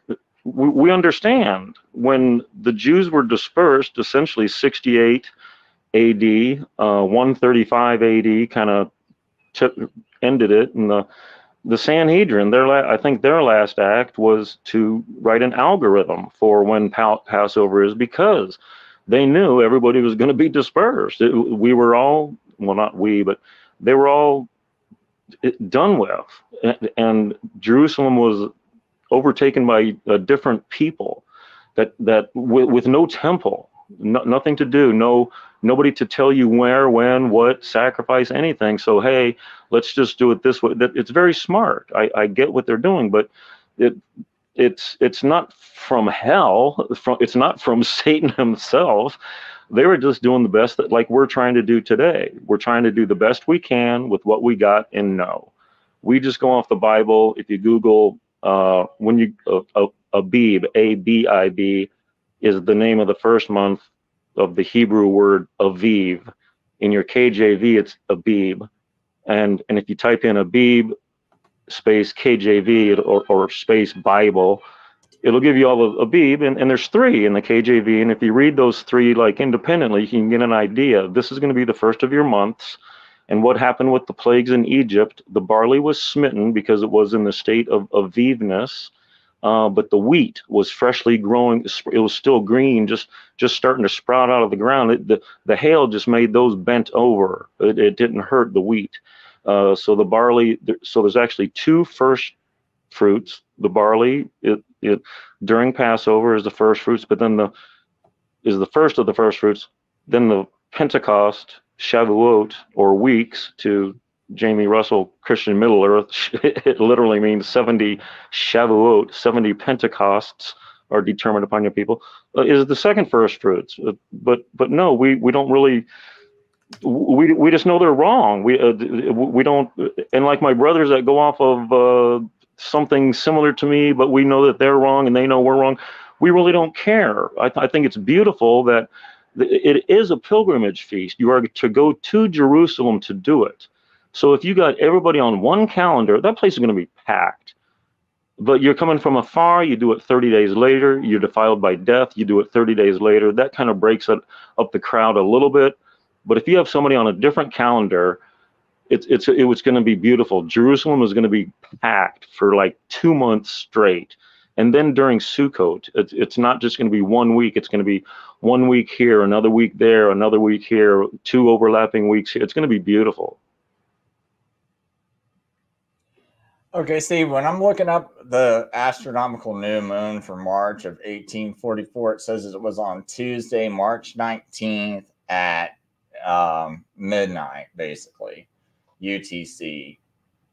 So that means about 24 hours later on March 20th, that evening, you would see the sliver of the new moon. So I'm arguing that now, let's see here. Let's see what the AI says, because it's like... Well, yeah, but before you hit up that AI, haven't you argued before that her, what is it, 1,260 evenings and mornings are actually oblations, so it should be half of that? Shouldn't we be looking at half of, like, what happened in 1776 instead of, you know what I mean? If she got her calculations wrong? Oh yeah, that part. Yeah, I definitely think that's like 2,300 feasts, not days, and evening, mornings. See, there's other problems with their whole prophecy. It's not just their calendar. It's that they use that word. Those Hebrew words mean evening, morning. So there's no prophecy in the Bible that says an evening and a morning can equal a year. We So day so for if she year got her prophecies, but we don't see evening, morning for year prophecies. And because it was talking about the daily sacrifice, and we know in Exodus, I think it's Exodus 29 and Numbers 28, and I think it's also in Esther, or not Esther, but Ezra chapter 3, where they talk about evening and morning sacrifices. Yeah, so if her gonculation's on 2,300 years, is that what it is? 2,300 years? Yeah, Her, she her, thinks it's 2,300 years because they were reading the King James Bible, and it says days in the King James Bible. right. So, that undevelopment team ought to enjoy that. Right. So if she's going off of 2,300 years and gets 1844, let's go off of 1,150 years and see what year we get and see if Jesus came back then. I think we come up with 1776 or 17 something. So Well, it'd be far less than that because you're taking 1,000 years off of it. So it'd be right. Like I say, I have no skin in the game. I'm just saying, before you go to your AI question, you have said before that you think it's half of that. So why even, if she could be wrong? I mean, Right, it'd be right. the year 12,034 or something like that. But I mean, even then, I mean, it's just like we don't see that in the Hebrew. And what they want to say is, it's like, well, you could argue that evenings and mornings is 2,300 days. I'm like, okay, you could argue that they meant literal days since they're saying an evening and morning, but you wouldn't say a year has an evening and morning. It's like we don't do that. Right. And So then I think it means a literal day. yeah, and I think you They even want to say, taught well, me. if it means a literal day, now we can change it to year. And it's like, no. You're already changing evening and morning to day. You don't get to also change it And, to a year, and because let the whole scripture. reason why you're changing it to a day is because a day actually has an evening and morning in it. Who put a quarter in you, Chris? Oh my goodness.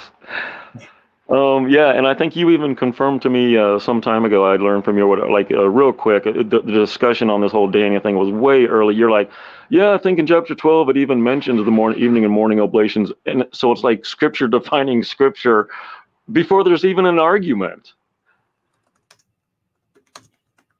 Yeah, I'm just trying to hold on. Let me just finish typing this.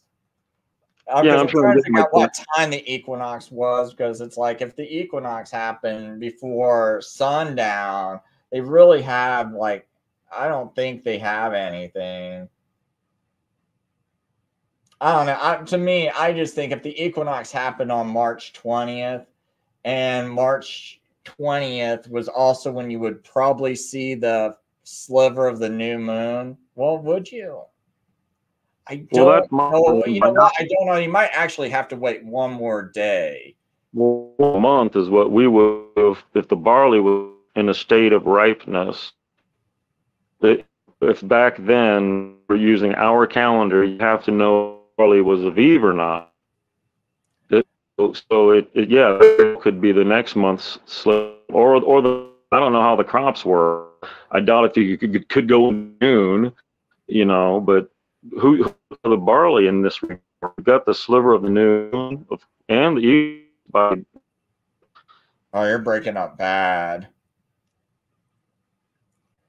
But what I'm arguing is, I know, there's groups that use the barley, but I'm just saying that I think to wait a whole nother month, because you're basically waiting until April, like 19th or something to start the next month. It's like, Yeah, this year we were April 10 was our Aviv 1.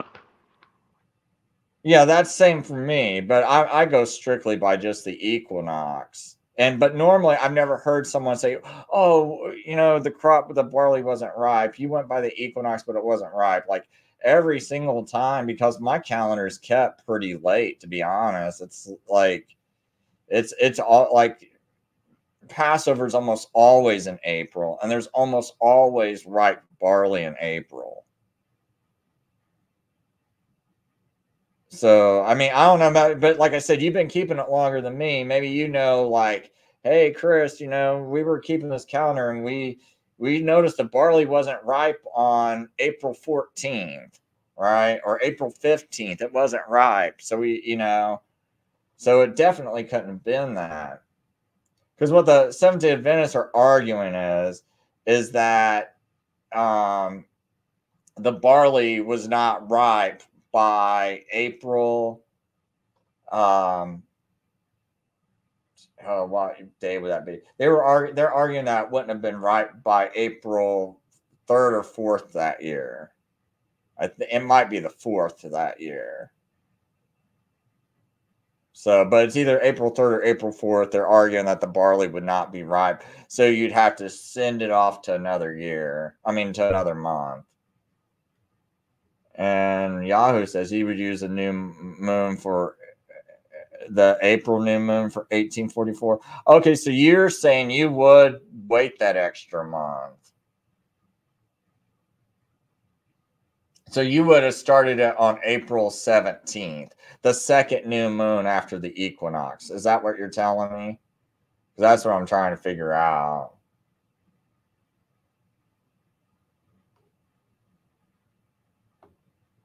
I think if I got this right, isn't that the second? That'd be the second new moon. Yeah, because once you do that with all these different calendars, once you do all of the different calendars in the first month, the tabernacles, the 7th month, the trumpets, the first of that 7th month, were all off up to 30 days or more.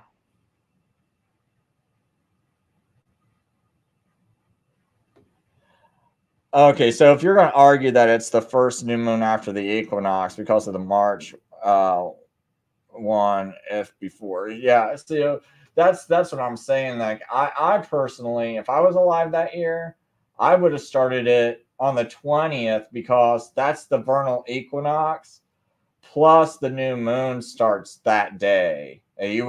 Well, it might start the 21st because of that sighting. I'm not 100% sure if you would have, because it said 24 hours later would be midnight. So you'd see at midnight here. You know what? So wait a minute. I think I got this mistaken, because you might have to actually start it on the 21st would be the sighting of the moon. I think it might be just a little too early for the 20th. Because the astronomical new moon was at midnight on the 19th. And so 18 hours later would be like sunset. But I'm not sure if you'd see it after sunset. I think 18 hours might be a little too early. So you might have to wait till the 21st. So I'm thinking this year, I would probably start it right at the 21st, if I was to guess. And if it's the 21st, that's a whole day after the equinox. I think this Jewish calendar is off, man. I think everything should be pushed forward by at least a day or two. At least for this year, it looks like it's off by 2 days. If they were really going by the sighting. So I would probably push their Passover to, not this month. So what the Seventh-day Adventists are saying is that they would have had their Passover on probably the 4th of May in 1844. And I'm just arguing the 4th of May is too late for Passover. That's the biggest argument of my whole video, is the 4th of May is too late for Passover. So boy, I wouldn't know from but that does sound, I wouldn't know from our calendar, but boy, that does sound late, isn't it? May 11 right now, but yeah, this is the 14th day of the Omer counting and we thought we were late.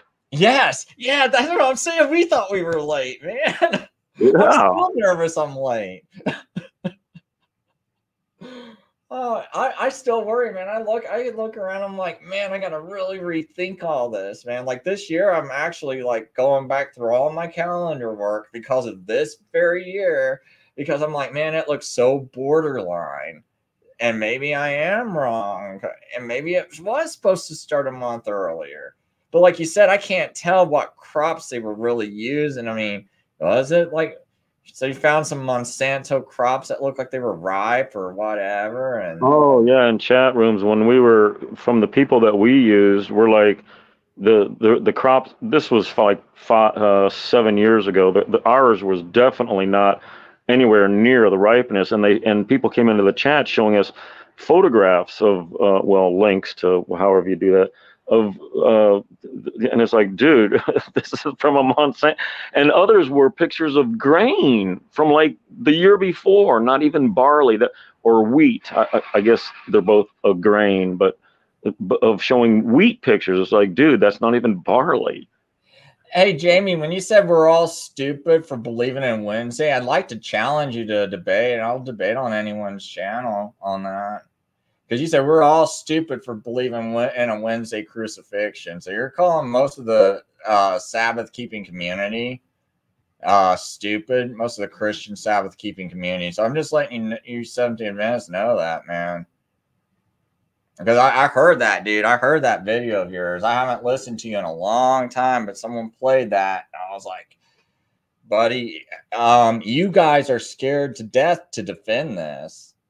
I think she was racist. Dude, dude, I'm sorry, man, dude, those comments from her is sounding racist to me.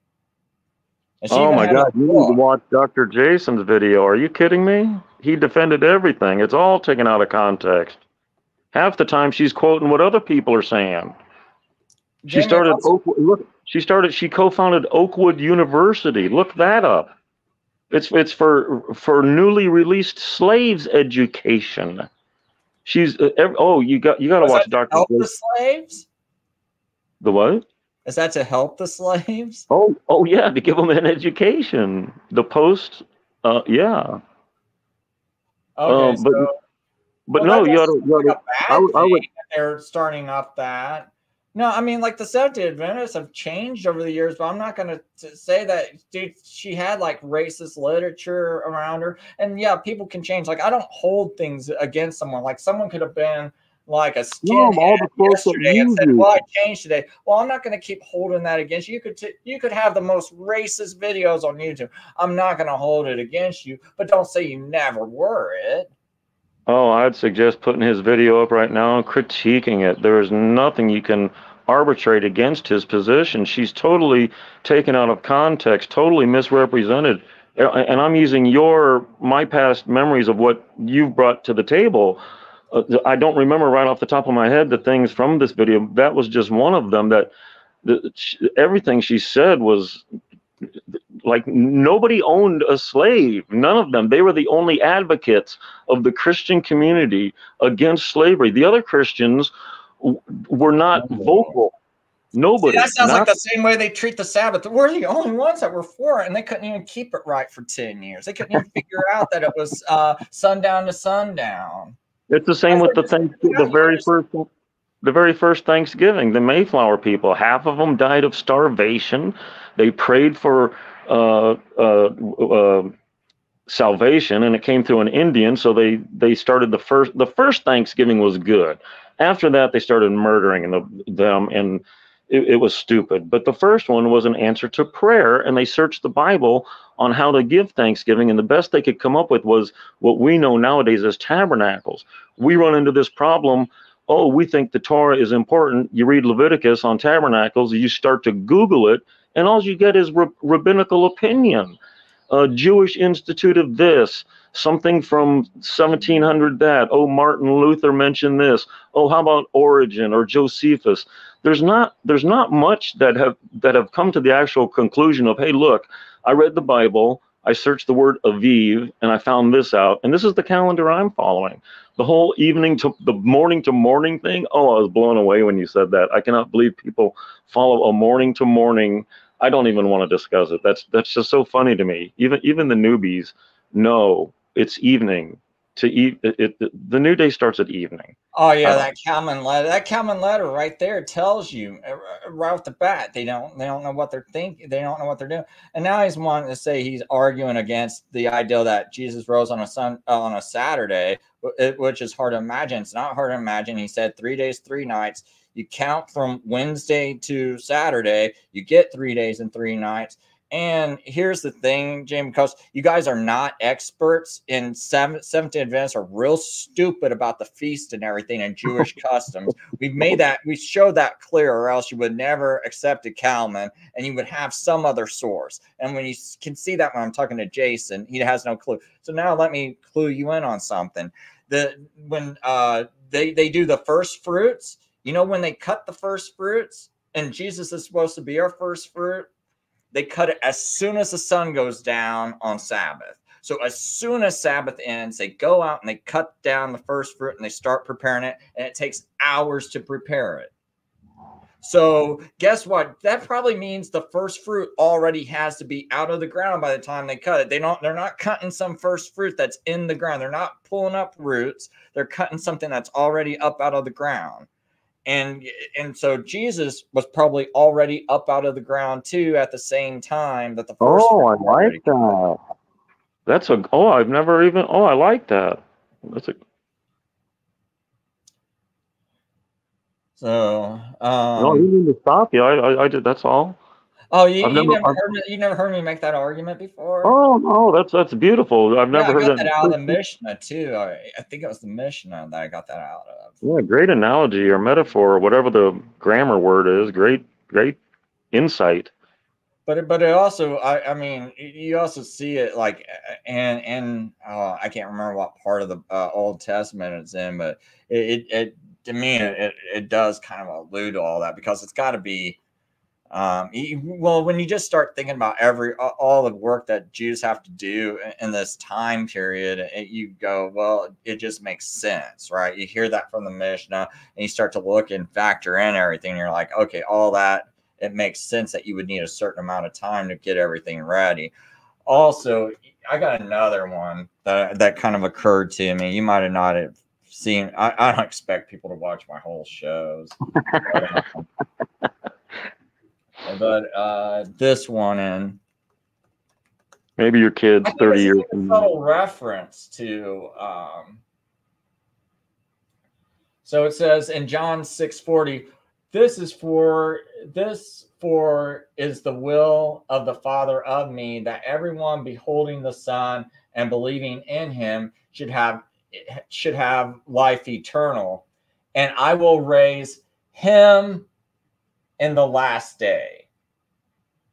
Now, what does that? Okay, so I will raise him. This word right here, this is a masculine singular pronoun. This particular one, the particular way it's put in here. Now,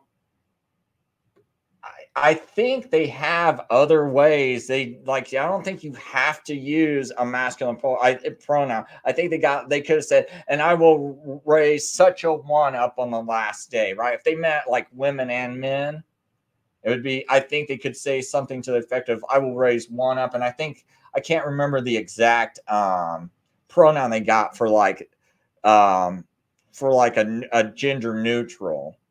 Now, you can maybe argue, but I personally wonder when it says, and I will raise him up on the last day. Well, Jesus was also raised up on Sabbath, I believe, and that would be the last day of the week. And I also think there's like a subtle tie-in. Oh, like the him is should be capitalized him. I'm just throwing that out there. I'm not saying I'm still looking into. No argument. I'm trying to get this Greek guy to come on and ask him some questions, just like I did with my good friend Mark right up here. When I asked him all those Hebrew questions, I'm trying to get this other guy that knows Greek really well. And this argument. It might be a bad, terrible argument. It could just be where, you know, in the Greek, they use him when they want to say something gender neutral, and they go him. What, I can't see the book you're in. What book? Oh, John 6:40. Is there anything equivalent to that in Matthew? We've had the Hebrew Matthew for centuries. Oh, wait a minute. That's a good question. I got to find that verse where it's like, and I will raise him up on the last day. Let me just ask the AI real quick. What's some verses in the New Testament where it talks about raising people up on the last day? Oops. What are some verses in the New Testament where it talks about raising people up on the last day? I know one's in John 6:40, but I'm trying to find the other verses. Because I'll just look to see if they used masculine in those too, because it could say something like, and I will raise them. Certainly. Here are some verses from the New Testament that mention being raised up on the last day. John 6, verse 39, "And this is the will of him who sent me, that I should lose nothing of all that he has given me, but raise it up on the last day." John 6, verse 44, "No one can come to me unless the Father who sent me draws him, and I will raise him up on the last day." John 6, verse 54, "Whoever feeds on my flesh and drinks my blood has eternal life, and I will raise him up on the last day." Okay. John 11, verse 20. So John 6:44. Let's try John 6:44. So John 6:44, interlinear. Just curious if they got the same. Yeah, this. But in Daniel SFT.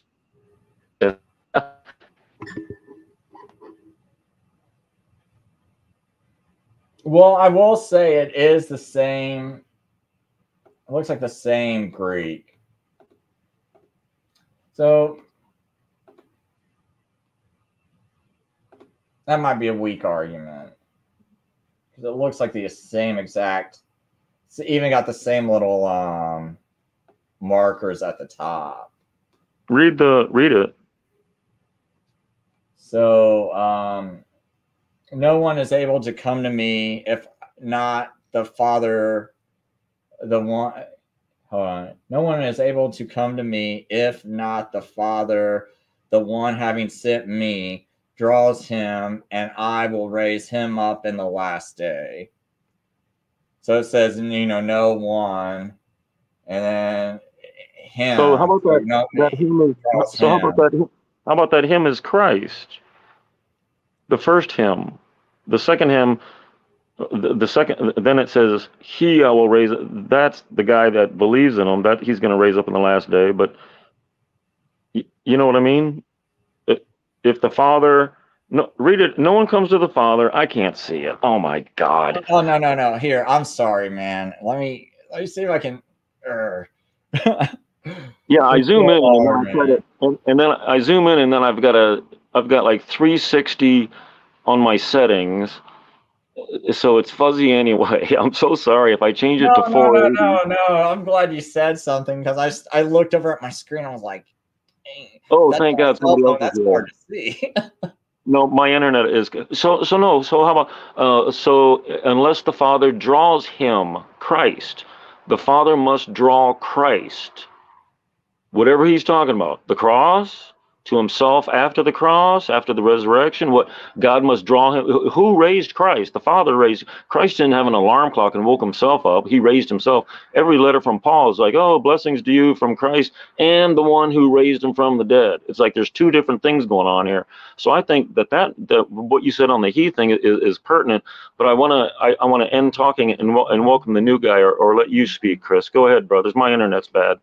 Oh no, man! Thanks for pointing that out. I'll consider that. But go ahead, under development team. Well, I was gonna wait till we could circle around back to a previous update. I mean, I could talk about the whole eschatological thing, but I'm very wary about doing that right now until my work is done being edited and peer reviewed. But I would agree that this this hymn here, it does have what is that? The case ending on it. Can you look at the grammar notes on that? Oh, down here. Yeah. It's personal possessive pronoun, accusative masculine, third person Yeah. singular. So it's the accusative there that is, like you said, that's drawing it back to the me. Having sent me draws him. No way. Really? Because it's tied to the subject of the conversation. But that's just a side note, the raising up in the last day and things like that. But I was just going to talk on the more study I did on the crucifixion date and resurrection date and things like that.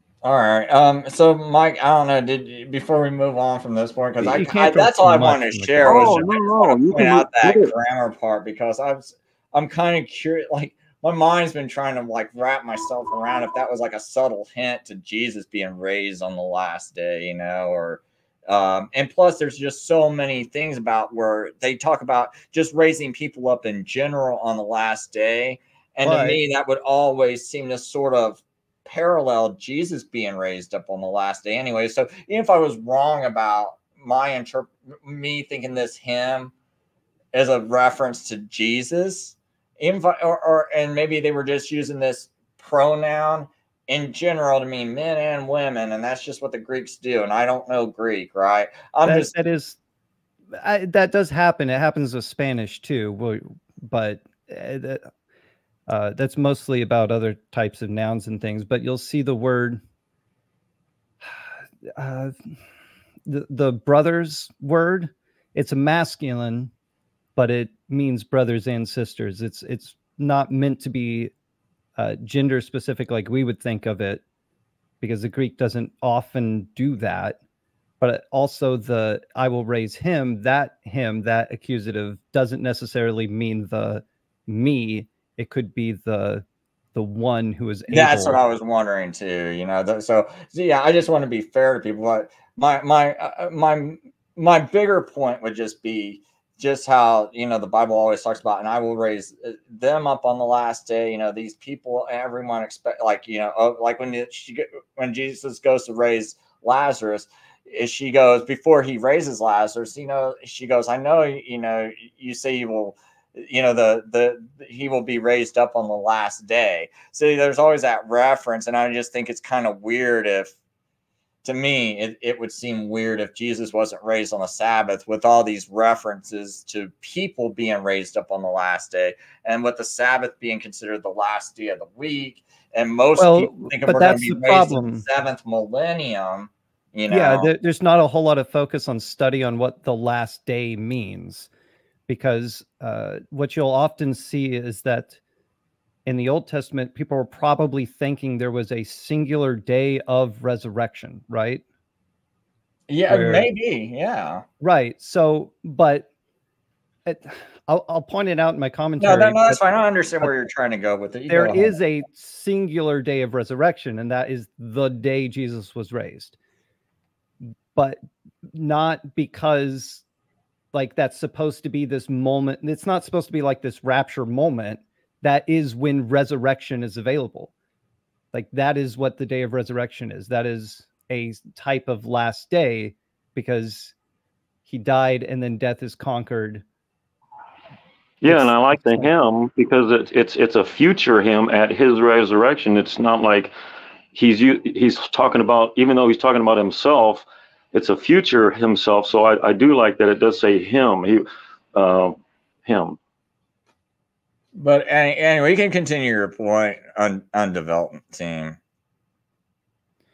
Right. So a couple of those studies I was looking at when I made that huge blunder, and I apologize for saying that this scholar said this thing that he absolutely didn't say. It's cool, man. I've probably done it before, so.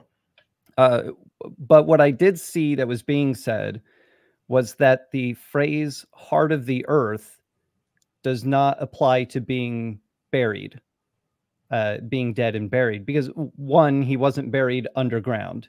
He was buried in an above ground tomb. So it's like heart of the earth doesn't really fit with that just because of that. Well, no, because of more things, because heart of the earth is referring to the minds of the people. So he will be in the minds of the people for 3 days and 3 nights. And that would fit if he was, you know, if that's where he was going with that, that would fit with him being, you know, arrested on Wednesday and raised, you know, after the sun goes down on Saturday. So Sunday. But also he relates it to the sign of Jonah. And if you listen to somebody do a study on what happened with Jonah, Jonah wasn't dead for 3 days and 3 nights. So okay, I've never. He was running from God, but I'll listen. Right, he was running from God, and there's this moment where he's on this boat, like he's supposed to go do a job, go to Nineveh and tell them about their destruction, but he's running, and these people are you know, in panic because somebody's God is you know, angry and causing this storm, and he's like, oh, it's me, and so they throw him overboard, and then the storm calms. But yeah, so like the sign of Jonah, the whole 3 days and 3 nights thing, he was not dead that whole time. He was in the belly of chaos. He was not necessarily minds of the people, which is what Jesus is kind of drawing a sort of a parable to. Like he's saying it's a sign. And then he comes out of the water in a sort of resurrection to preach to them, you know, turn from your wicked ways. And Nineveh's not on the seashore. He had to do some walking. Well, yeah, but yes, he was in a tomb, so he was buried, but he wasn't in the heart of the earth, as in underground. It was an above ground tomb. So a tomb is still buried, but you gotta, here's your actual thought problem with saying that 3 days and 3 nights means that he was dead for 3 days and 3 nights and then raised after that.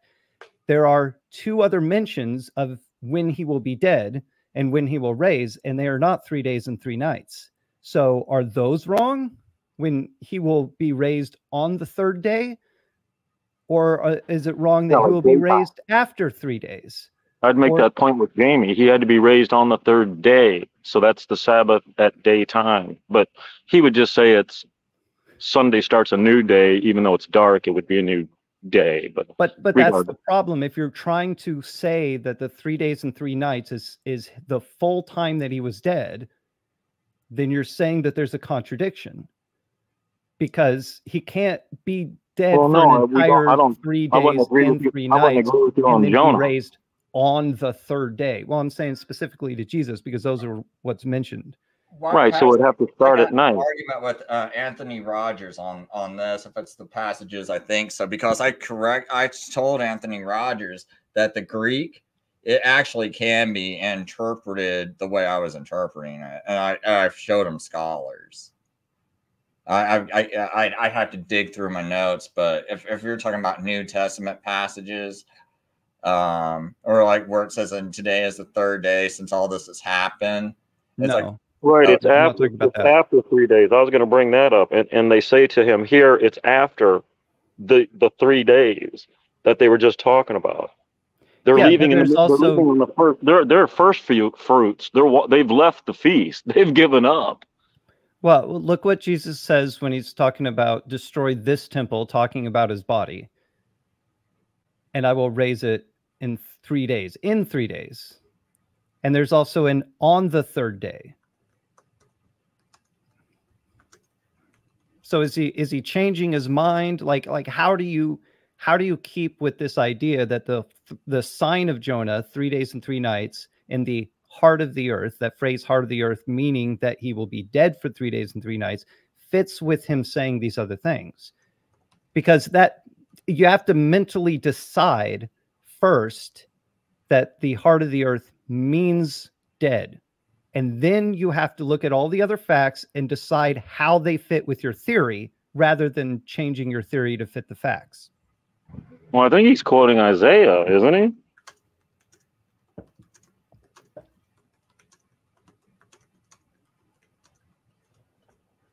On I'm not debating. I'm actually asking. I think he is.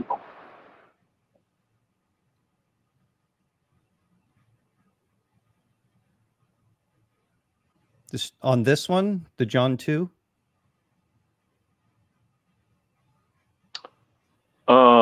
Raised on the third. I was just looking at this one just because I want to look at what that Greek word is right there when it says in 3 days, right? Because I mean, this is saying in, on, among.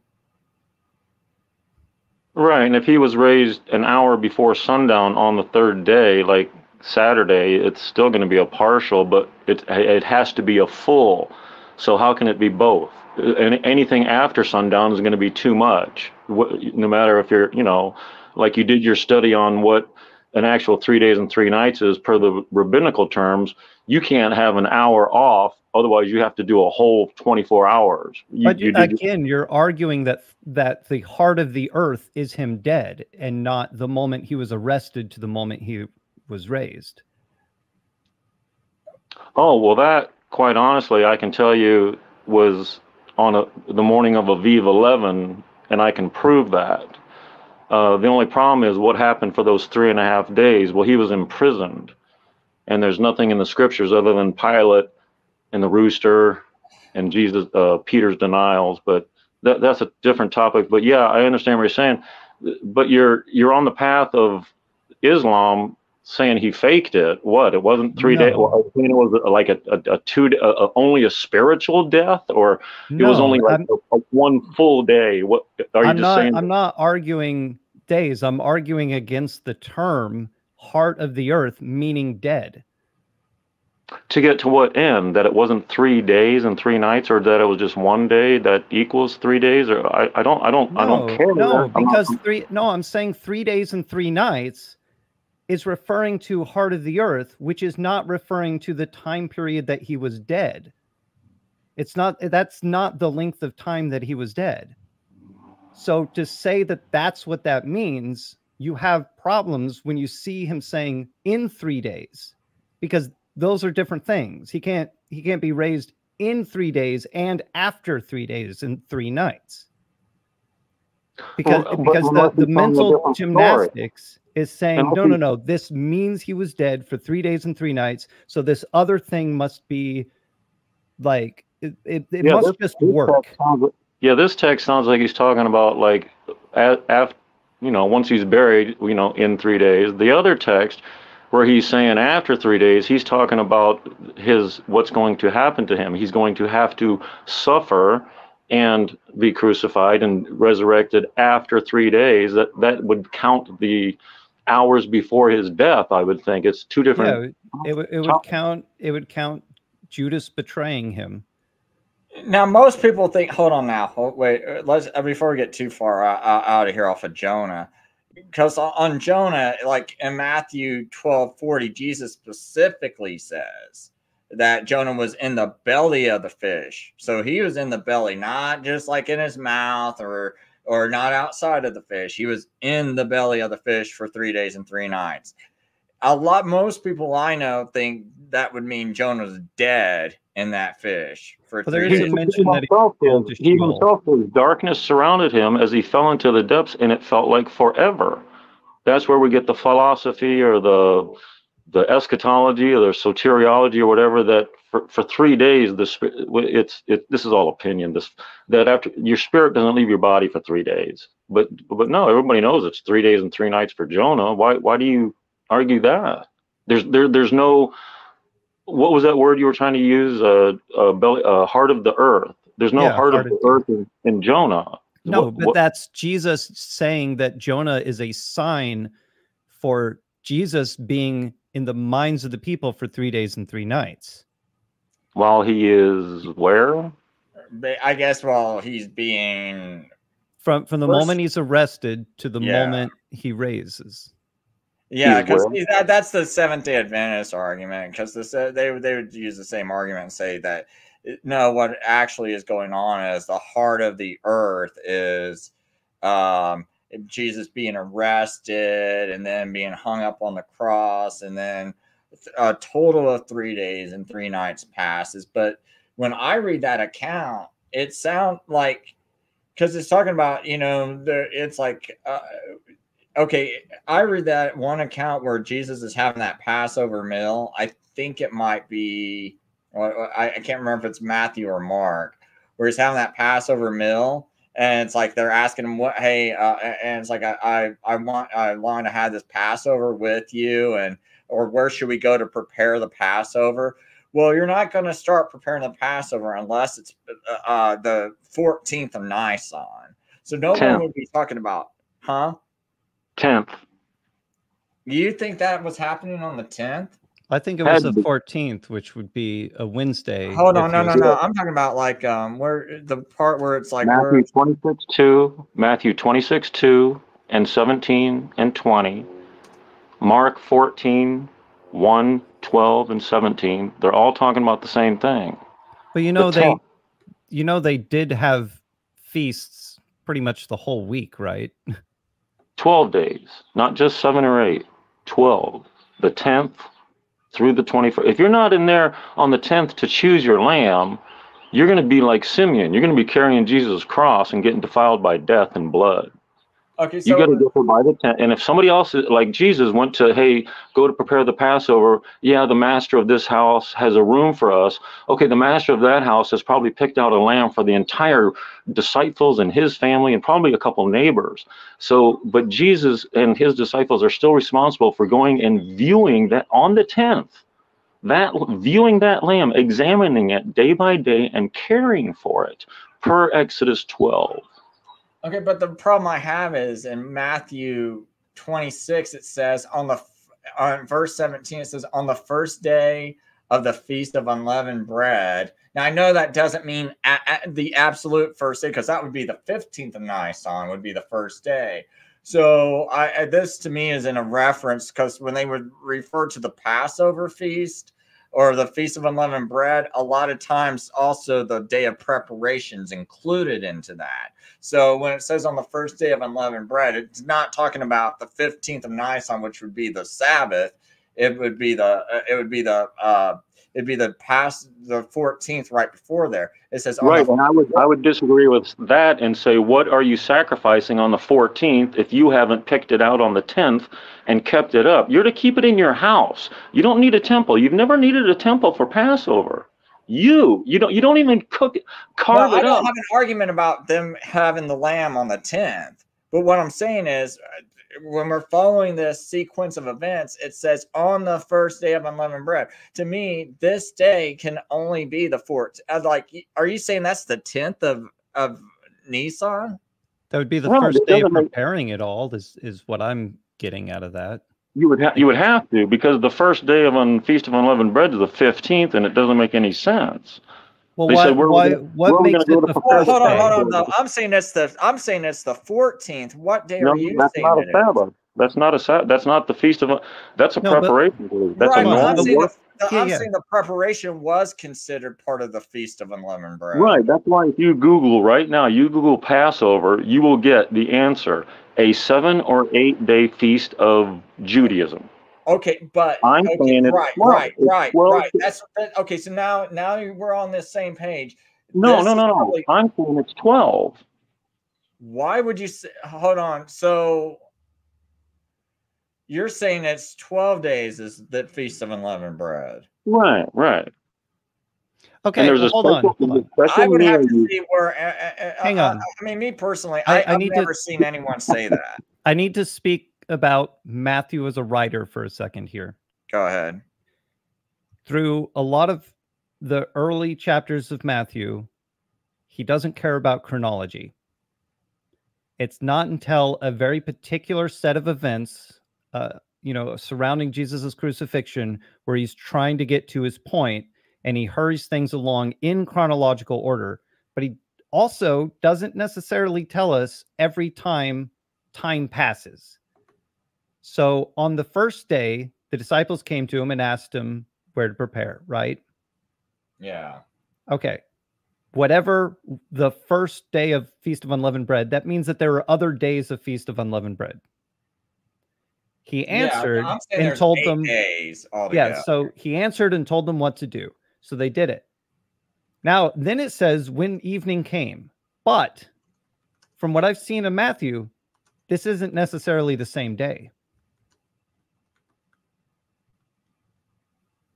Just from reading Matthew's writings and the way he writes, this isn't necessarily the same day. It could be.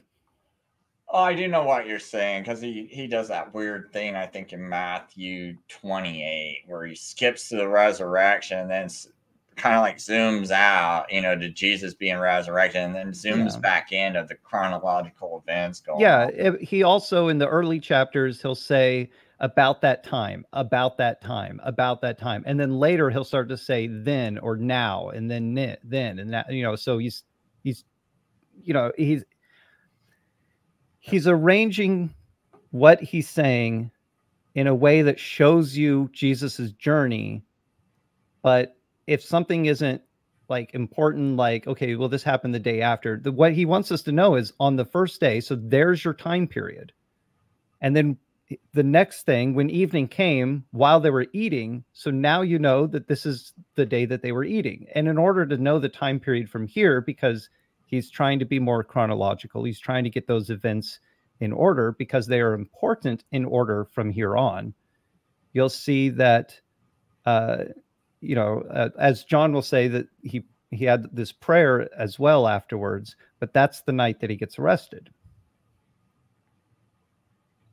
Okay, so hold on. I'm just going to kind of skip what Mike's saying for a minute, because I've never heard of anyone applying the Feast of Unleavened Bread to 12 days, not in the scripture at least. So, and this is going to clarify. You have read the Bible, how the Jews over and over and over and over did everything wrong, right? That's all I'm saying. Well, I'm just saying, whenever someone talks about the Feast of Unleavened Bread, it's always 7 days, and they'll maybe include the 8th day as also being I was a Passover. The preparation day. So the preparation day, and then you got your 7 days. And I've only heard, as far as when they say the words Feast of Unleavened Bread, it's only concerning those 8 days. Well, hold on, because there's another problem that we need to consider.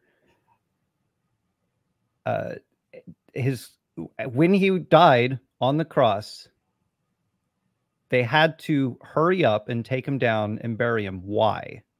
Because it was almost Sabbath. Because it was almost what kind of Sabbath? The Paschal Sabbath. A high day. High Sabbath, a high Paschal Sabbath. Yeah. Right. Well, and some other literature to tell you it's a Paschal Sabbath, but a high day, which is a feast Sabbath. So there are two major things going on that one day. It excludes otherwise. Okay, you're breaking up, Mike. So hold on. Let me just, before we move on to that point, because I just remember your point on development team that you're going to make. I just want to make one quick point before we move on. The reason why I'm making such a big deal out of this being the 14th of Nisan and there being like 8 days in Passover, including the preparation day, is because when you read this chronology, if you say this is the 14th, this would be when Jesus goes into, even if you want to argue, this is when he goes into the heart of the earth, right? If this is the 14th of Nisan, because I'm thinking this is as soon as the sun goes down, and it's the first day. It's the first day of the Feast of Unleavened Bread. The disciples came to Jesus and asked, "Where do you want us to prepare to eat the Passover?" He says, "Go into the city, a certain man, tell him, teacher says, my time is near. I will keep the Passover with my disciples at your house." So the disciples and Jesus had him directed to go to prepare the Passover and prepare the Passover. And I guess this was earlier. Okay, this chronology is weird, man, because it says when evening came. So you would think when evening came, Man, that is some really weird wording Matthew's got there, man. Because he says, when evening came and Jesus was reclining with his 12 disciples, and while they were eating, he said, truly I tell you, one of you will betray me. But to me, this seems like it's the same day. Like if that happened earlier, this would seem like the same day. I guess I got to reread this, man, because I did not realize that it said on here, up here, on the first day of the Feast of Unleavened Bread, and then down here it says when evening came, because I'd almost, the way Matthew's writing this, if you were just to look at this on face value, it would, I mean, at first it would sound like they missed it because the Feast of Unleavened Bread starts on the Sabbath. But then if you go, well, okay, so it must be the preparation day, but now it's telling you when evening came. So, well, now we know it's definitely the 15th of, that's what Matthew's wording sounds like on face value. Okay, so this is it, following with the preparing the lamb for 4 days, right? So the 10th of Nisan. Okay. If you have them, being sent to this house where they're going to prepare this lamb on Tuesday, sun goes down, it's now Wednesday, and Jesus is eating with his disciples. And then Friday, the 14th, April 3rd, 33 AD, the 14th day of Nisan, he dies. And then the next day, Saturday, a high day. And then Sunday morning, or Sunday when the sun has come up, he has been raised.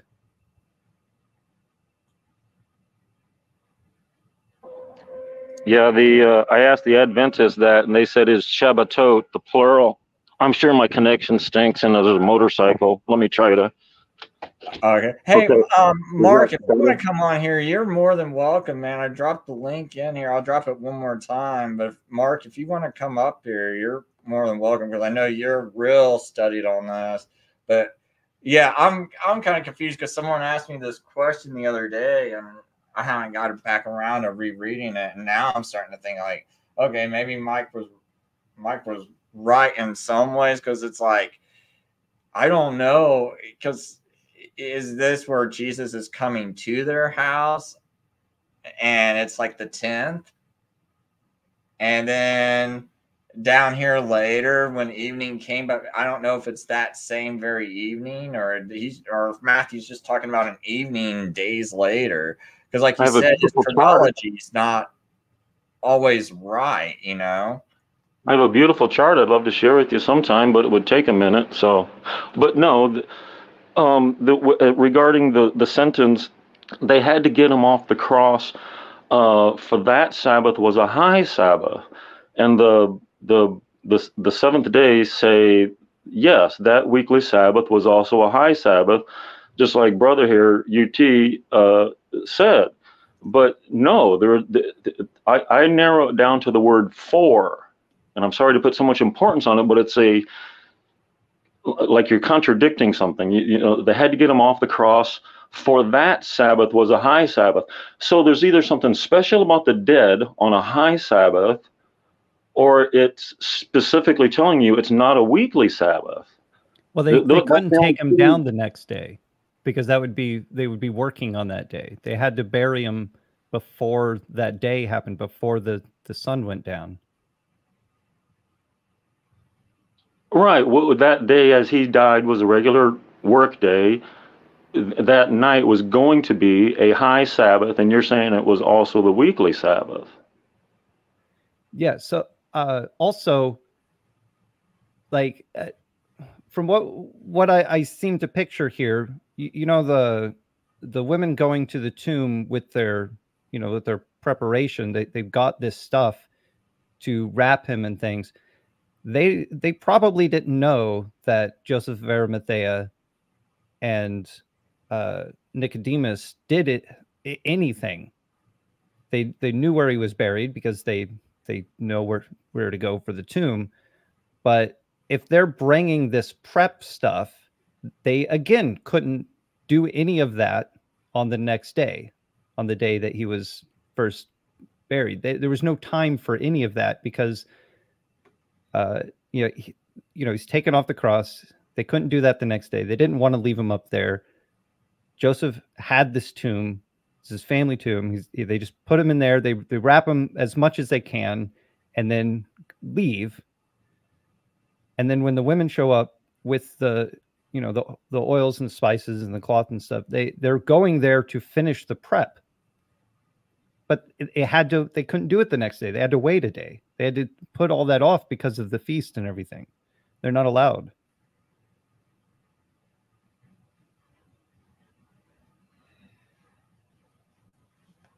Sorry, I'm still kind of thinking about what Mike said earlier, because I'm like, when I'm rereading this part in Matthew, like I honestly wonder if your chronology might make more sense, man, and especially when on the development team brought up that part about how Matthew's chronology is kind of weird, and I just want to show people something. When we say Matthew's got weird chronology, I think it's Matthew 27 that shows you his weird chronology really well, because it says, I'm just going to read 45 to 55, and this will show you exactly what we mean. From the 6th hour to the 9th hour, darkness came over all the land. About the 9th hour, Jesus cried out with a loud voice, Eli, Eli, lema sabachthani. I can't say that, which means, my God, why have you forsaken me? When some of those standing there heard this, they said, he is calling Elijah. One of them quickly ran and brought a sponge, and he filled it with sour wine and put it on a reed and held it up for Jesus to drink. But the other said, leave him alone. Let us see if Elijah comes to save him. And when Jesus cried out again in a loud voice, he yielded up his spirit. And at that moment, the veil of the temple was torn into from top to bottom. The earth quaked and the rocks split. The tombs were open. The bodies of many saints who have fallen asleep were raised. And after Jesus's resurrection, when they had come out of the tombs, they entered the holy city and appeared to many people. And when the centurion and those around him were guarding Jesus saw the earthquake and all that had happened, they were terrified and said, truly, this was the Son of God. So I think when you read, especially when you get down to verse 50, when Jesus cried out again in a loud voice, he yielded up his spirit. At that moment, the veil of the temple was torn in two from top to bottom. The earthquake and the rocks were split, and the tombs broke open. And this is the key part. And the bodies of many saints who have fallen asleep were raised after Jesus's resurrection, when they have come out of the tomb and they enter the holy city and appear to many people. So you got that just smashed into here. You got this chronology going on about the events happening around the crucifixion. Then all of a sudden, like verse 50, like right at maybe 51, you start to have like this zoom out of events where, because we know Jesus wasn't resurrected the same day he got crucified, but yet you have Matthew just slamming that in there, that he's getting resurrected and that these saints are all resurrecting at the same time. But we know that didn't happen there. But that's what we mean by, you got to watch it with Matthew's chronology, because he'll slam something in like that, and then all of a sudden he's going right back into the chronological events. So I just want to point that out to people who might not be aware of that, But sorry, I didn't mean to like smash your guys' points you guys were on, but but I just know there are some people just sitting there, that were new and might not understand. So because when we're trying to like comprehend what's going on in that other chapter of Matthew 26, you got to keep in mind that he's also doing this weird thing with chronology in Matthew 28. Right. And I noticed this not because I'm an academic or anything. It's because I'm a writer. When I was reading through the New Testament, well, Luke was very, very hard for me to read. But as I was reading Matthew, Mark, and John, I was seeing, like, from a writer's perspective, what they were trying to say. And that, especially John, definitely not concerned with chronology. He's talking about signs. That's his point. So he's telling a sign how it began and what it meant, which could have a huge time jump in it. It could be a year later within the same chapter that he's saying this and this, and then he rewinds back to something else for the next sign. Yeah, I'd say take out John 6:4. Shame on you, Eusebius. I don't like to take out any parts of the Bible. I want to try to reconcile it off. I really get to that point where I just can't reconcile it. You know, I'll go there, but all right, I had to look this up for a friend this morning, so I'll share it with you just verbally. If you guys don't mind, I've got about 30 seconds here. I'll give you the sources. Okay, yeah, so thank you. So take out John 6:4. John 6:4 messes up the whole chronology of John. It says in Passover, a feast of the Jews was nigh. Okay, if you take that out, you get a 70-week ministry. So the Codex, I don't even know how to pronounce it, S-Y-N, Sinaiticus. It is not in the 4th century Codex Sinaiticus. It is not in the 4th century Codex Vaticanus.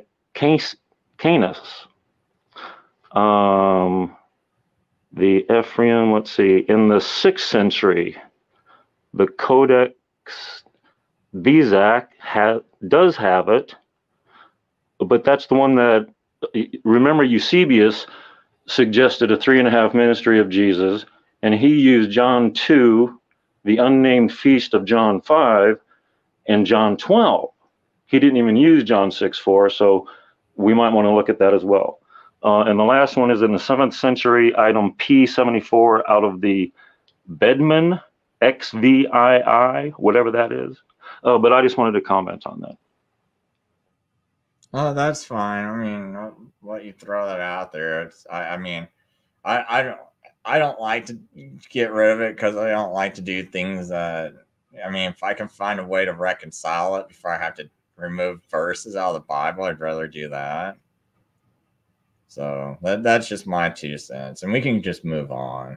Because the 2 women that works into the Wednesday crucifixion works in well with the 2 women. They buy 100 pounds of spices one day, but like Brother said, they didn't see Nicodemus and Joseph of Arimathea properly prepare it, and then they had to wait because it was the high Sabbath. The weekly Sabbath then occurred, and at his resurrection they took it, and he was already gone. Isn't that how it works out? Yeah, we don't have a problem with that either. So yeah, I mean, I know you still got it still hitting Wednesday, and with your 70 weeks too. I just think that's I just think that chronology is too early for everything else that I find, because like I have people arguing that even 30 and 31's too early, and you would have an even earlier dating for that to happen, and I cannot find enough to substantiate an earlier date than that. Like, I mean, I think 30 AD is pushing it. I've seen it on your chart that you presented from NASA. Well, no, yes, you got a date, but that's all you got. Like, you don't you have a crucifixion date that's possible, but what I'm talking about is all the other Roman documents and all the other the artifacts and stuff you need, because it's like I mean I can find Roman coins that can kind of lend credence to Tiberius having his 15th year in 30 AD and 31 AD. There is, but I don't know what you can possibly find if you shift it before 30 AD. Well, I mean, even agree. I think we all agree he was born in like -1, something, whatever it is. We all agree on it. I think 4 BC, something like that. Yeah. Right, but you guys' problem runs into this 29 years of age thing, and I don't know. Maybe you're counting these. You don't count the year 0, number 1, and then when he says, I don't even remember the text. Jesus was approaching 29 years of age. He was about 30. They wouldn't they most likely wouldn't say the number 29. Yeah, even if he was 32. about 30 is what they say. Yeah, I'm terribly sorry. This is ages ago, memory of a long lost something that, but yeah, they don't use the word peri about 30, like 29 to 31. They don't. They use a different word, which means he was approaching that. But actually says he had not yet approached it, not peri, not he wasn't around 30. He had not yet approached 30. And then also in biblical years, your first year is when you're born. You're like essentially like one. Like in America, you're not one until like 365 days later. You're like, oh, I'm 1.5, I'm almost 2. So that's where we get the 28 AD and the, I don't know, 29 years. 29 years old Jesus. Well, let me ask you something. What's a different topic? Yeah, sorry. How does that what's the word? How does that track when we say his ministry was 3 years? Like, where does the 3 years ministry come from? Oh, fantasy land. So him beginning his ministry as he was approaching 30, his ministry could have been more than 3 years.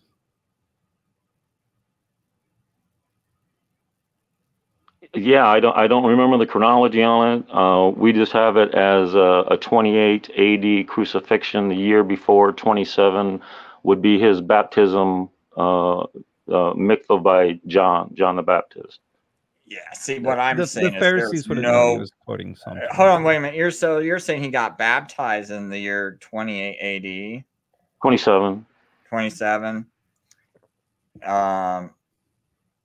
But you're also saying he got crucified in the year 27, right? Or 28? 28, yeah. The last Passover lamb. I can't remember that chart. I can't remember those months. So okay, so if he got crucified in 28, see, that's where I got the biggest problem.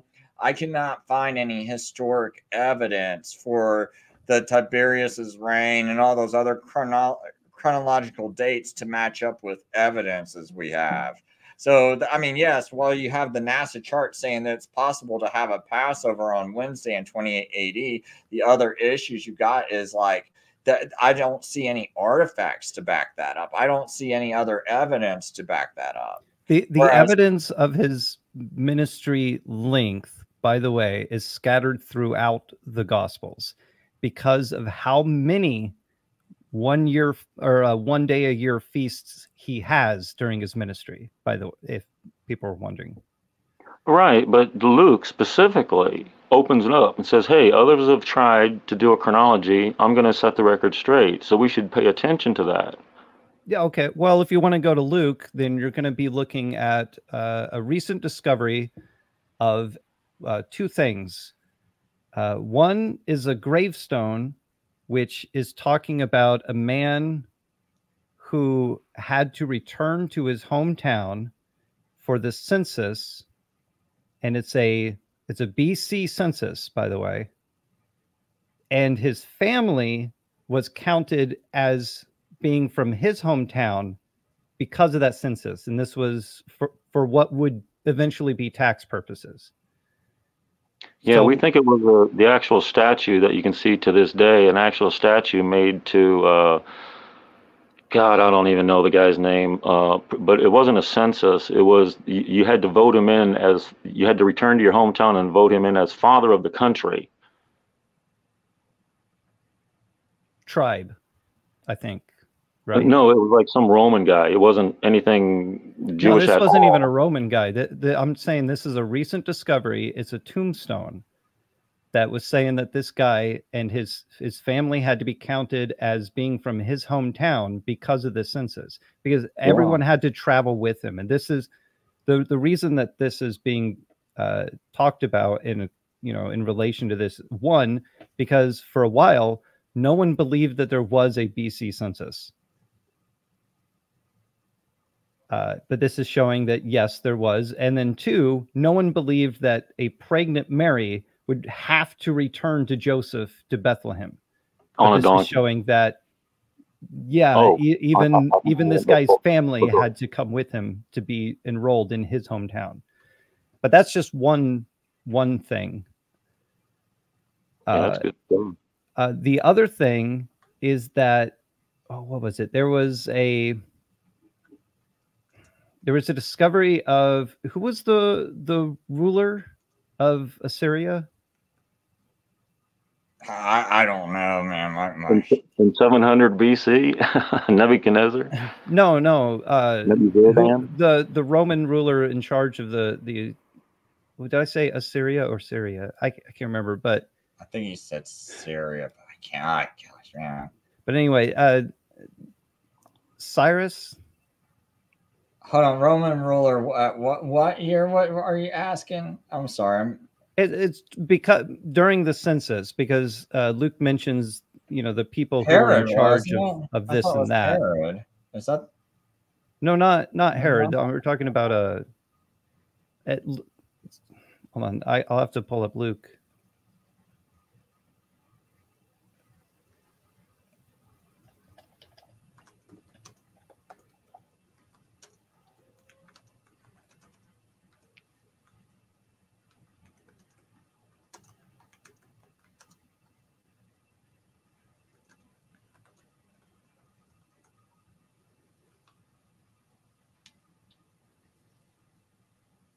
Decree went out from Kaiser Augustus that the word should be all the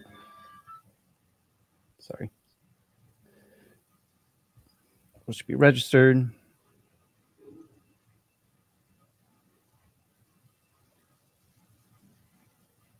And Mike, I don't know. I just looked it up on Bing, and earlier when you said a child was considered 1 year old at the day of their birth, it's saying that's not the consistent traditional Jewish method. What's a yearling? Huh? What's a yearling?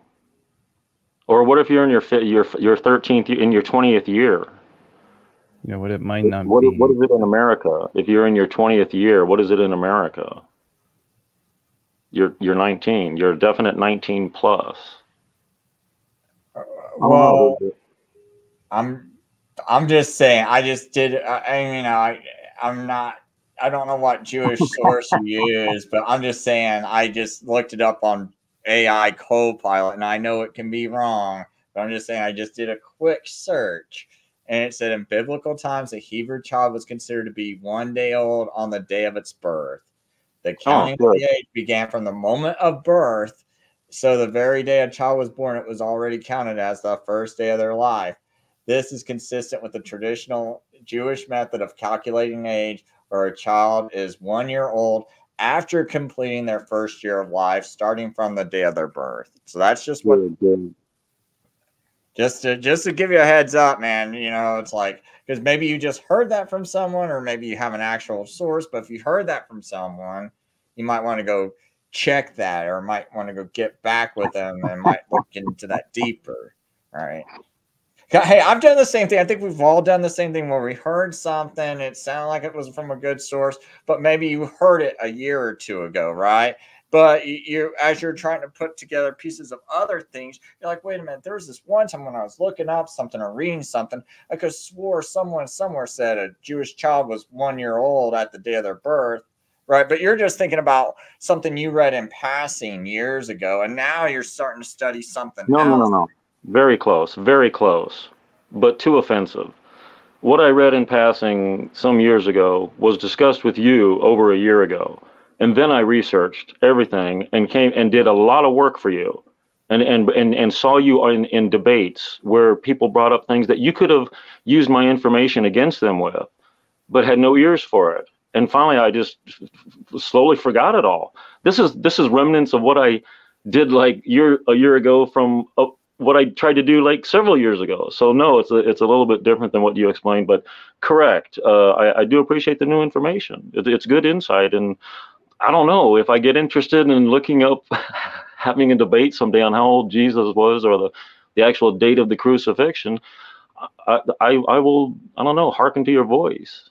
Well, I'm just throwing that out there, man, because I don't know if it's something like what I've done in the past, or because I've done those things personally, where I thought, it just kind of gets buried in your mind if you read a million different things in a year, Or you listen to somebody, yeah, a video, you pause it, you check it out, you agree, oh, you see what's going on here, and then all of a sudden somebody's like, no, that's not even in the text. You're reading from the dictionary. You're not even reading from the Bible. And it's like, oh my God, I've been reading the wrong book all these years. You know, it's like, yeah, it's good to be enlightened on things.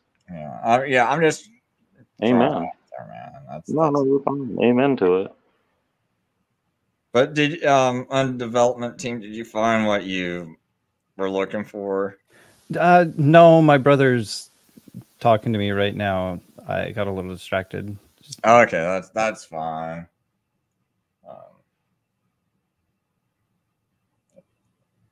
Okay, so any new point to throw? I don't even remember what point he was looking for, and I didn't mean to get sidetracked. Well, I would I was doing that while he was doing this. I would hang a lot on the word for. They had to get him off the cross for. That Sabbath was a high Sabbath. I think that's and I hate to focus. I've seen people that have a terrible religious doctrine use one single word and zoom in on it so close, and it's like I just hate it. And here I'm doing it, but I have to say it's a rebuttal on why they have to get them off the cross. It's not just a weekly Sabbath. Oh my goodness, we got to get them off the cross because this is a high Sabbath. So it either means there's special rule. I don't know. I just got a different opinion than our brother here. Well, Mark, it was Seventh-day Adventist in their calendar, and then it kind of drifted into this because I was showing how their calendar. I personally can't find a single Jew or Christian Sabbath keeper with a strong argument that Jews ever kept a calendar that started the month of Aviv, the second new moon after the vernal equinox. So that was the main focus of the first hour of my show, is just going through what Seventh-day Adventists had said and asking them, please show me a source from a so-called Karaite, because the only Karaite I can find in your literature is this guy named Calman who kept a sunrise to sunrise day.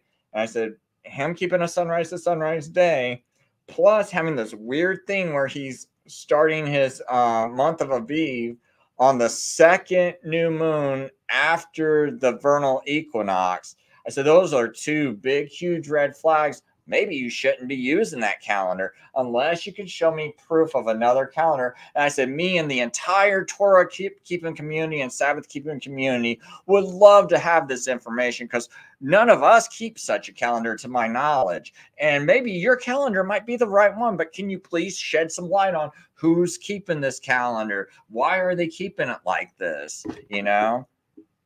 And so I guess one of the arguments was that, oh, well, they go by the month, but they go by when the barley's in Aviv, and sometimes it might not be in Aviv until the 8th, I guess it would be the 17th of April.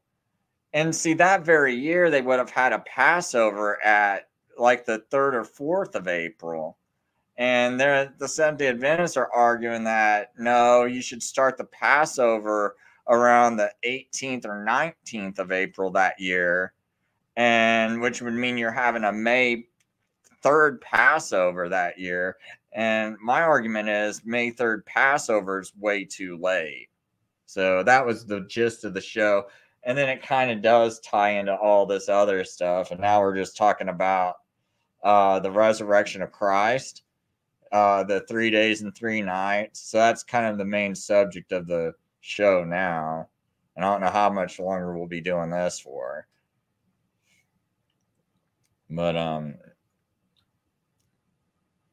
that's the guy so you were just talking about the guy doing the census, because I was thinking about the leader, the actual leader of it. No, it was it's just in Luke 2 right at the beginning there, after the mention of Augustus. This was the first registration when Quirinius was governor of Syria. Now, one of the arguments for the date is when he was governor of Syria, and we found out that he was governor much earlier than we originally thought, but not like full governor, but he was in that position.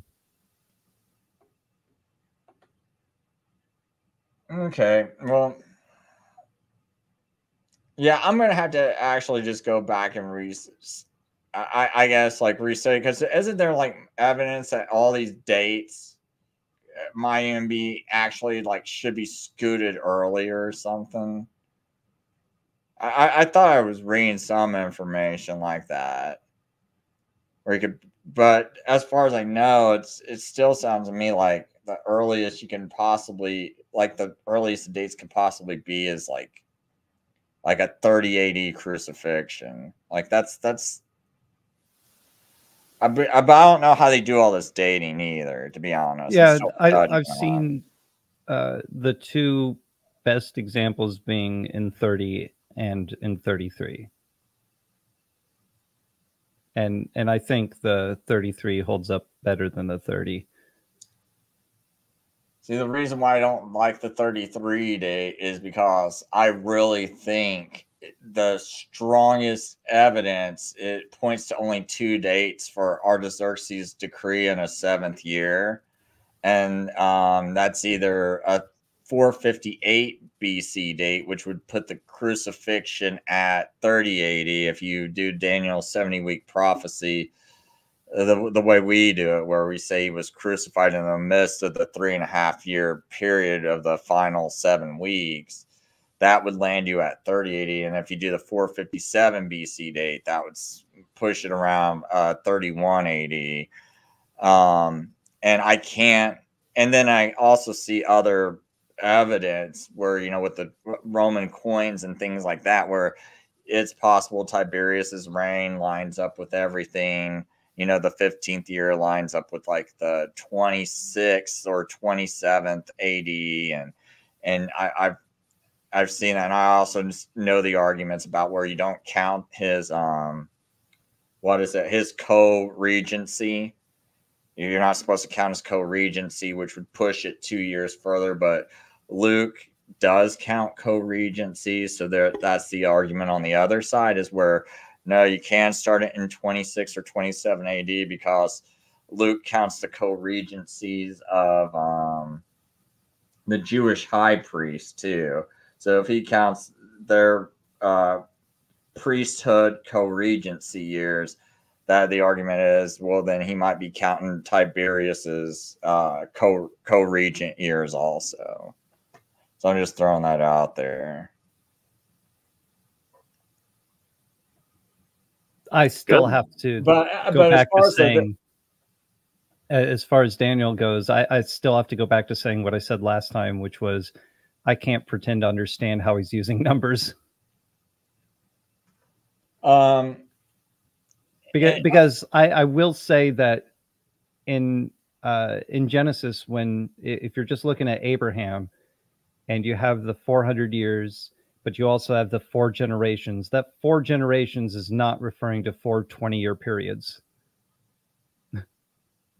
Well, I'm still kind of confused about what exactly a generation is. So. Right, because you're looking at a lot of numbers in the Old Testament, even sometimes in the Greek there, as being symbolic to mean something that we don't know. Well, I don't know. I'm sure somebody out there is studying it, and I don't know if they know, but I certainly don't know the significance of numbers, because what I do know is that they are used differently than you and I would use numbers to communicate something.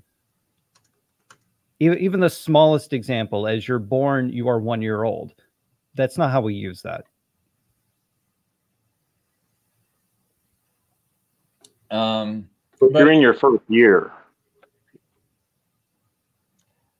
But I was just gonna say, as far as like the Daniel dating of like the what's it called? Those tablets that they date the Artaxerxes decree with, I've never seen a good argument for anything other than 458 or 457. And so for it to be like, I think it would have to be 455 if you want a 33 AD crucifixion. I've never seen a good argument at all for 455 by any like biblical archaeologists. Like they almost all are arguing for 458 and 457. And I think I saw it was a Jehovah's Witness or something that was arguing for 455 for those, but I actually think it looked like weak arguments. Well, my challenge there would be to find, because this is what I've heard, and I've probably found it once before, find years that technically in history don't exist because something was bad enough that they just didn't count that year. Because what you're saying is that timekeeping was somehow perfect back in Daniel's time for it to be perfectly fulfilled at the perfect time later on. Well, what I'm saying is that or rather, they can go and look at and get like a rough idea of like when certain astronomical events happen. Right, a rough idea. So if we have a well, rough like to the amount year, of maybe years, not to the exact day, but they got it to they know pretty much the right year when certain things were lined up, because the Babylonians kept pretty good record keeping of that, right? So it's not that you would always have every single year perfectly chronologized, but if you got like something, a tablet that speaks of a certain astronomical event, you can figure it out using like the data, like NASA or the Naval Observatory calculations. You go, well, it looks like everything would have lined up according to this. We know this event probably happened right about this year, right? Yeah, but that's our timekeeping, not his timekeeping. Well, but we could still figure it out because we still know there's like a vernal equinox every year. And but that's our timekeeping. That would be like saying that God told us to Daniel so that we would know.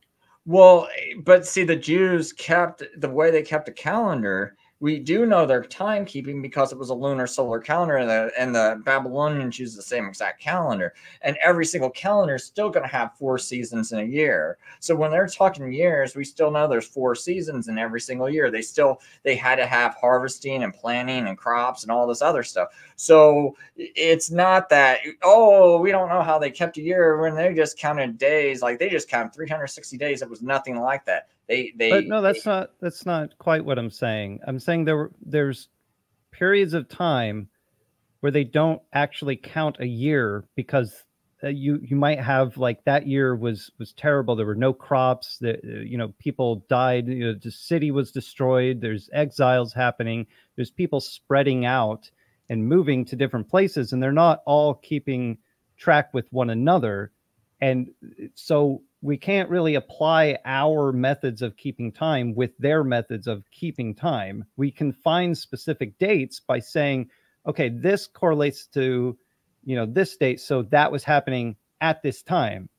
It's like, okay, well, if they said something happened 10 years later, do we know that that was actually 10 years later, according to how we keep time? Or could it have been 11 years later? Okay, so some of this is based on biblical chronology is how they figure this out, and they're walking it back, right, from like the time of Jesus until certain times. Well, and plus they take astronomical events that the Babylonians had recorded, and so they still, even if, like, let's say there was like a chunk of Babylonian history missing, but they still have this one chunk around that same time period where Artaxerxes gave that decree. And they still have like this like date from like 20 years earlier where they're like, this certain thing happened. And they still have that other 20-year chunk or 50-year chunk of history that they still have preserved. And so so to me, it looks like it's pretty reputable. It's the only argument is the only arguments I've ever seen people bring up is just whether you count co-regencies, whether you count what's it called, ascension years or co-regencies or whatever, or like the different ways you would count a king's reign. And that's why it's shifting between 458 and 457. As far as like, being able to date it, I haven't seen anyone really complain about the dating method. I was going to ask about that. I was going to ask if you've seen the history of dating Daniel, because there's a chart out there that shows but like all these names and where they date it and at what point in time they dated it and the work that they dated in, and the dates like will change throughout history as people have been studying it. Right, but old chronology. See, that's the problem with some of this older chronology. There, I think there was problems with it, but the newer chronology, I think it's got much more advanced dating that kind of confirms it. But even the older chronology, it was, you had a couple of sources that were saying, 458 or 457. Back in the, I think it was like the 1600s, 1700s, 1800s, we're pointing around that time.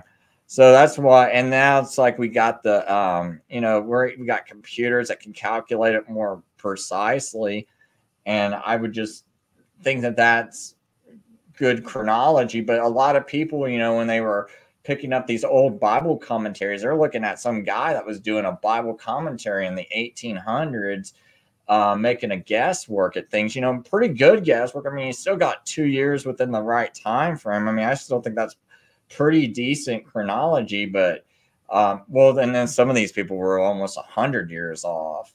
All right, so I mean, this may seem like a non sequitur, but this is something that I was looking into recently, and I started to see how this really connects to this whole Jerusalem, the temple thing, and destruction and things like that. So also the fruit. But anyway, I mentioned the 4 generations in Genesis when God's speaking to Abraham. Jesus, before he goes into the temple, approaches a fig tree. It has leaves, but it's not the season for figs. And yet, what does he do to the tree? He says, wither and die. And then he goes into the temple. He cleanses the temple. And then as he leaves the temple, his disciples see the tree because they had heard him speak to the tree. And they said that he cursed it. It's dying, right? Now, that's Mark 11. Mark 12, no mention of it. Mark 13, as he's talking about the destruction of the temple, he explains the parable properly because he didn't give them a proper explanation. He kind of went off with a different message when they, were like, the tree's dead. He's like, hey, you could do greater things than these, pretty much.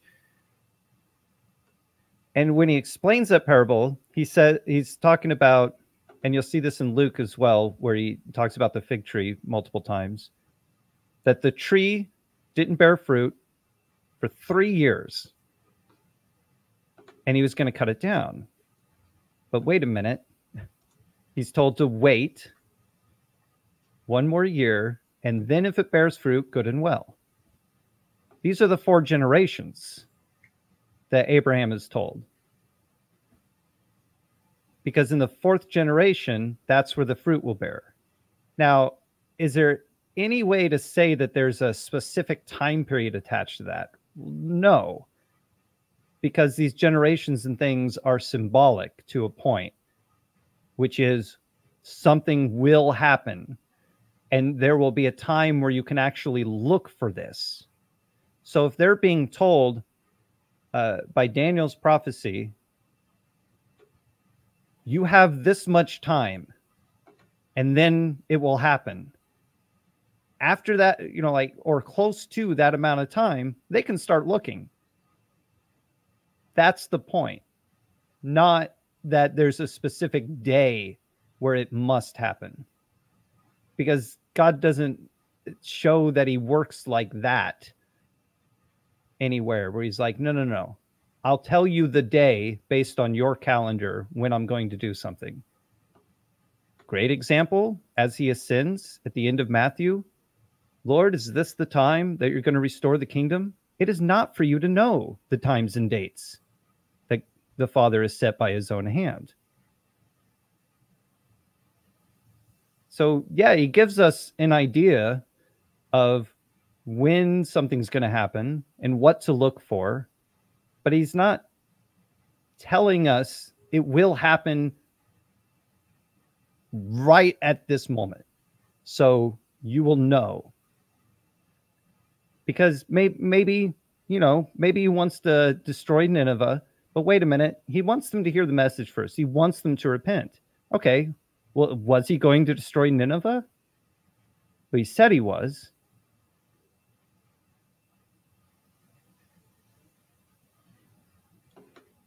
Right. I hear what you're saying. I mean, you know, I mean, it's a fair point. For me, I just think that the Daniel archaeology just looks like it matches up. It's all. Well, so there's also, and this is far out there. This isn't something that I believe, but think about this. Daniel is having a rough go. Maybe he doesn't want to tell the specific day that he was told. Maybe he wants to give people an idea. Or maybe he doesn't specifically know the day, so he gives a number that's a very round number that will fit, but isn't precise. Well, I would say when you say in the midst of the week, that's not a very precise number. That could mean any part of a 7-year period of time. That's why I'm like, you know, when Mike brought up 70, he thinks Jesus's ministry could only be 70 weeks. The only reason why I push back against that is just because I haven't found any archaeology that would verify a 28 AD crucifixion, just because I think it messes with the reign of Tiberius. Well, I guess there would be one way. Well, it messes with a lot of stuff. One of the biggest things it messes with is Pentecost. And then the chronology of Paul, and then the destruction of Jerusalem. Yeah, I mean, I guess there was one way where that could possibly be, or where some things archaeology-wise could possibly be. I'd have to really think about that one though, but where it could possibly be rectified, like I don't know. I might have been kind of wrong about something, but well, we go with the 68 AD temple destruction as well. The 40 years that everybody talks about prior to the temple destruction, in the old sources that people use, they never give the date of the crucifixion. They say 40 years after. So, well, yeah. So 40 is a significant number. So 40 is applied to when something important needs to happen. Jesus being in the wilderness for 40 days, he was out there. Counting. This is from the rabbinical counting. From the year. Yeah, but that's not from 28 to 68. It was the miracle of the scarlet worm never happened. That's a good study if you're not sure about that. There was no Ark of the Covenant in this temple. There was no. So it was a worthless temple. It was of no use. So there is literature though. It does say 40 years, and I mean, that's the one thing too, is that with this literature saying 40 years. Now, I never heard of the temple destruction though in 68 AD, so that would be the one. Well, okay, so hold on. When people say the destruction of the temple in 70 AD, they're just trying to communicate something. It doesn't matter if it's 68 or 72. It's just a way of saving time and just saying, instead of saying the events surrounding the destruction of the temple around 70 AD, we just say destruction of the temple 70 AD. We're just shortening all that just so we can move on. But that's what a lot of people have in their mind. Yeah, Standing for Truth says it's a 7-year war, and the 3.5 years was at the temple destruction or something. But yeah, because there's actually, that's the first of 3, I think they called them revolutions, Jewish revolutions. I don't know. I wouldn't even count the 73 AD stuff. Like the 3 years after, like to me, that stuff is so, it's not that big of a deal as far as, but the temple being destroyed, that's a huge deal. I think that's a huge turning point. To this very day, Johnny does that whole thing about 7 years. Huh? To this very day, it is gone. There's no book to be read about it. There's nothing. It is barren. Right, There's but what two. I'm saying is, when Donnie tries to make a big deal of the 3 years Oh God, yeah, after yeah, 70 AD, like, oh no, like, don't you see it's from 67 to 73 or 60, what does he, maybe says 66 to 73 AD, a 7-year period. I'm like, dude, I don't know. Like that 3 years is like, you're talking about some like, to me, those are almost petty wars. They're like little rebellions. It's Well, like the big you're thing also was only the 70 80. So I think, when you want to have like a 40 years from like the crucifixion to the destruction of temple, it makes much more sense to say 30 80 to 70 80. Now, I mean, my position right now is a 31-year crucifixion date, but like, I'm also acknowledging that it does seem kind of significant that you should have a 40-year period there. So that's why I'm not like 100% fixed on it. but you're also going to have that word, that number 40. Like I said, there's significance in that. There's reason to say that something happened 40 either days or years, because it's a round number. Yeah, I get that. right? So even if it happened in, even if it was crucified in 33 and it happened in 68, that's still going to be called 40 years. Right, because if I go, I used to box 25 years ago. Well, that was actually a little bit more than, it was more like 28 years ago. But I'll say 25 years ago, roundabout. So yeah, I get what you're meaning.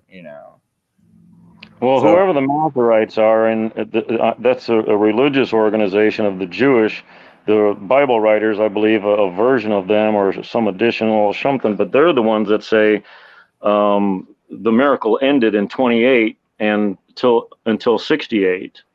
And at the time, gosh, this was probably 9 years ago. At the time that I was first looking up the 68, my Roman Catholic mother would get a newsletter from them every month, and there was an article in there that the Pope now recognized 68 AD as the temple destruction date in accordance with the Jews, or whatever Jew, not like Jews in general, this whoever he was agreeing with.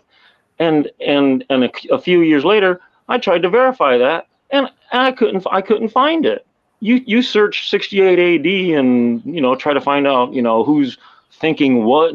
Oh, there's so much information, misinformation, miscalculation. Do we all know the first hit in a Google search is an ad?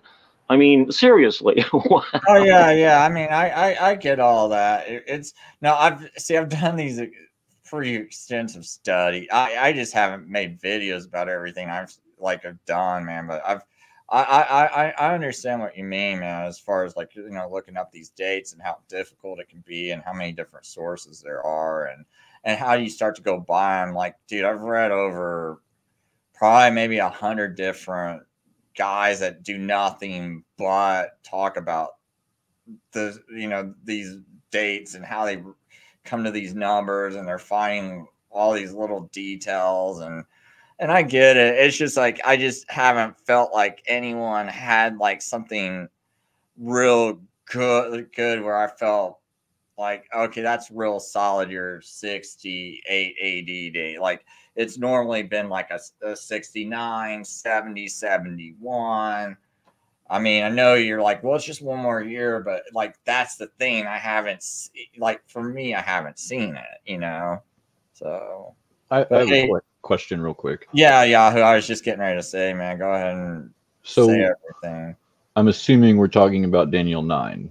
And then off of that assumption, we're going with, did the decree start in 457 or did it start in 445, right? Yeah. Argument? Now, I will say, could have started in 458 or 457. I think those are the two strongest dates, but he's on development teams also arguing for 455. Well, my argument I'm not would actually be arguing for any specific number. Okay. My argument would be that Daniel says, from the issuance of the decree to restore and rebuild Jerusalem, and then the 450 whatever date you guys want to use is the decree to restore and rebuild the temple. So you're not even going off of the right decree, because the verse says that you need to go from the decree for the city, not. Oh no, I am going by that. That decree is the one I'm going by because because that's what I'm arguing against Donnie. Because Donnie would say, because I think it's the Cyrus decree that's to rebuild the temple. Right. Yeah, so I reject that because Donnie tries to argue with that, and to be honest, I wish what he would do when he debates me is let's talk about Daniel 9 more. Let's talk about those details because that's a very important detail you bring up. Is these people are like arguing so hard that it's got to be the Cyrus decree, and then they want a gap. And then they want to start up sometime in the rest of the 69 weeks, sometime around 40 whatever BC, 40 something BC. But they don't even have a reason to start it back up at that date. But they'll argue, no, this is what we do. We start it back up here, and it kind of makes me angry because I'm just like, it just doesn't make sense. Right, and then I'll just throw this in here just for like a side note. But the prophecy in Ezekiel for the house of Israel is what, like 490 years? But if you are rebellious, he can multiply it by like 7. And if you do that, that takes you to like 2008 or something like that. Amen. Leviticus 26, the 7th. Amen. Good to see you, Yahoo. You too, sir. Hold on. What verse was that again, Yahoo? Because I do want to look that up later. The prophecy in Ezekiel or the multiplying? Oh yeah, Ezekiel. Punishment by 7. I'm guessing it's Or Ezekiel chapter. 4. I think it's Ezekiel 4. Okay, all right. Yeah, because when you bring up that number 4, I haven't read Ezekiel in a while. So when you brought up the number 490, I was like, okay, I want to look into that more. So.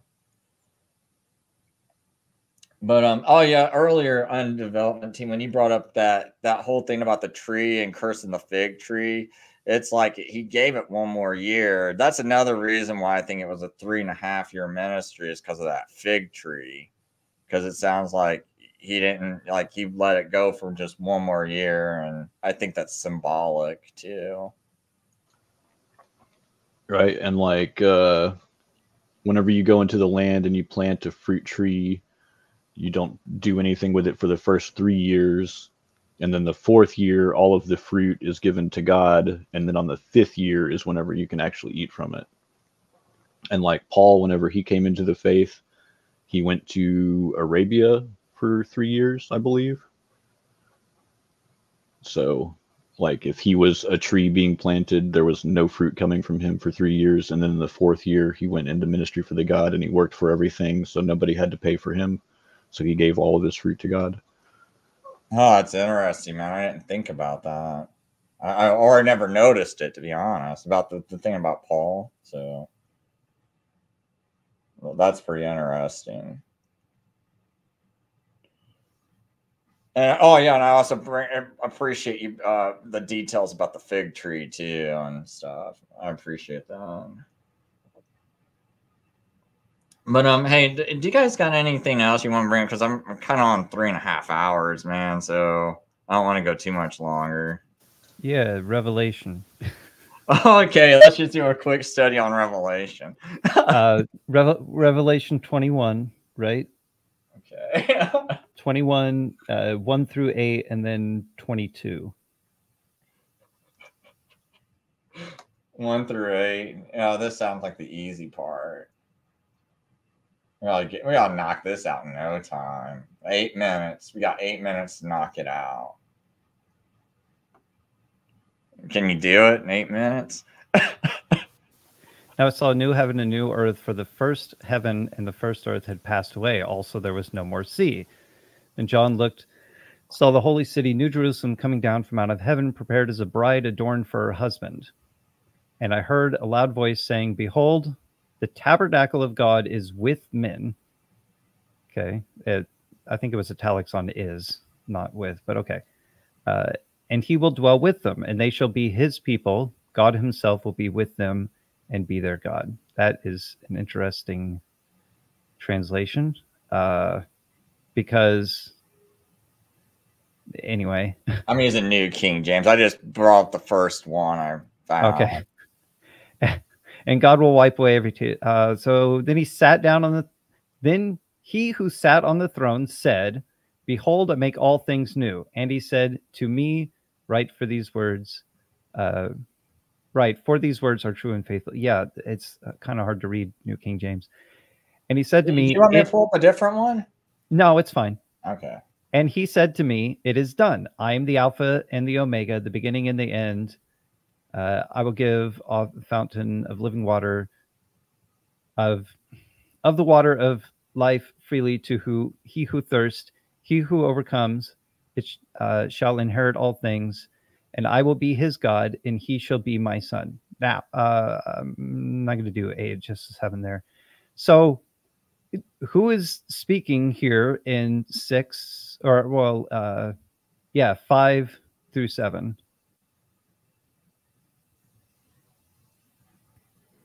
He.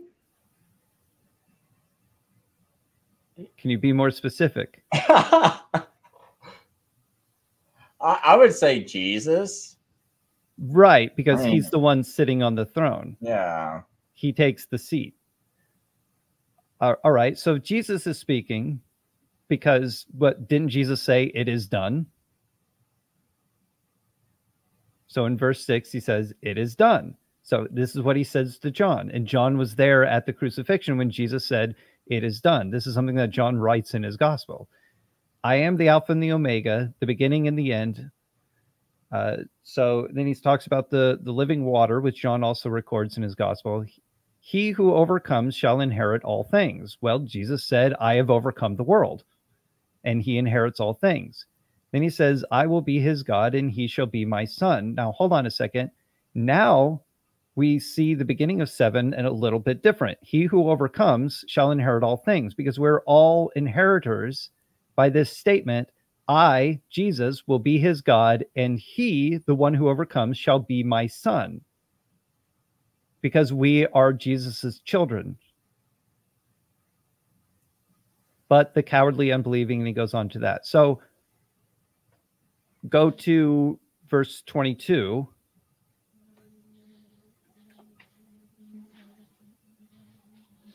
"But I saw no temple in it, for the Lord God Almighty and the Lamb are its temple." Now, temple, tabernacle, the Lord God Almighty is the temple, the tabernacle.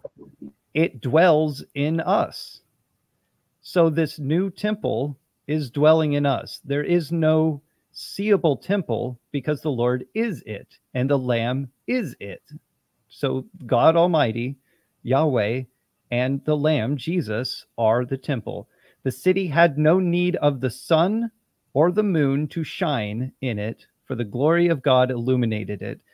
The Lamb is its light." So God and Jesus are the light. We don't need the sun. We don't need the moon. And I referenced earlier Genesis 1:14 for kind of a different reason, but the sun, moon, and the stars are to be for signs, for seasons, for days, and for the years. But we don't need those because he is our temple, because he dwells in us. So where would this rebuilding the temple, where would this temple that's supposed to come be? The temple in heaven made without hands. Jesus, the temple. And it's dwelling in us. Right, tabernacling with us. Oh, yeah. I mean, I definitely don't see a third temple, if that's what we're getting at. Yeah, well, so the temple's destroyed, and there's people waiting for a rebuilding of the temple. But, you know, Jesus is the rebuilding of the temple. He is rebuilt. So yeah, no more stone temples. No more stone temples, please. Oh my goodness. Yeah, I'm seeing Jesus when he's referencing Daniel, he's referencing it for a new prophecy, the destruction of Jerusalem's temple. He's not saying that Daniel's is talking about the destruction of Jerusalem's temple. He's giving that. Jesus is the destruction of the temple and the rebuilding of it.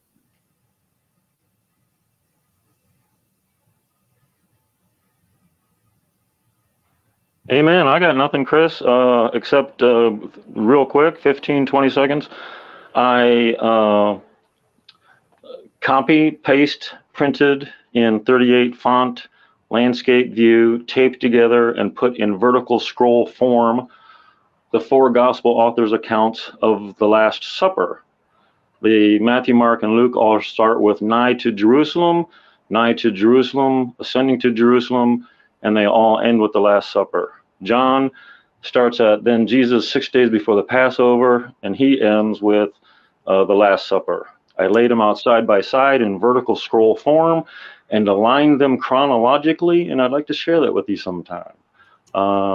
It gives us a Last Supper of Aviv 11. Have you ever done a video on this, Mike? Like a third grader would. I can only get 6 minutes. I have to do it in one take. Yeah, like a third grader. But you do have a video, even though it's like a third grader. Well, Yahoo posted it on his channel. I tried to get, my battery was dying at the time. I tried to do it. But yeah, I'd watch it again because you know there's a lot of things I've thought about since I might have watched it the first time you made it. I just don't remember it. Well, the fig tree reminded me because Matthew, his fig tree account makes it sound like it happened all in one day. Mark's account makes it clear it takes a 24-hour period. But even when he goes into the temple and talks about the fig tree, he says, consider the fig tree or any tree. So it's not a fig tree like that represents Israel. There is now a new religion, Christianity, which we are to follow. The Jews missed out, et cetera, et cetera. But no, there's a beautiful chronology there. He arrives on Mark and Luke have him riding on a donkey that's never been ridden on Aviv 3. That's a Sabbath. And then 2 days later, Matthew has him riding on a donkey, probably the colt, because he had the disciples get 2 donkeys, a mother and her colt. And he rode one of them into Bethany.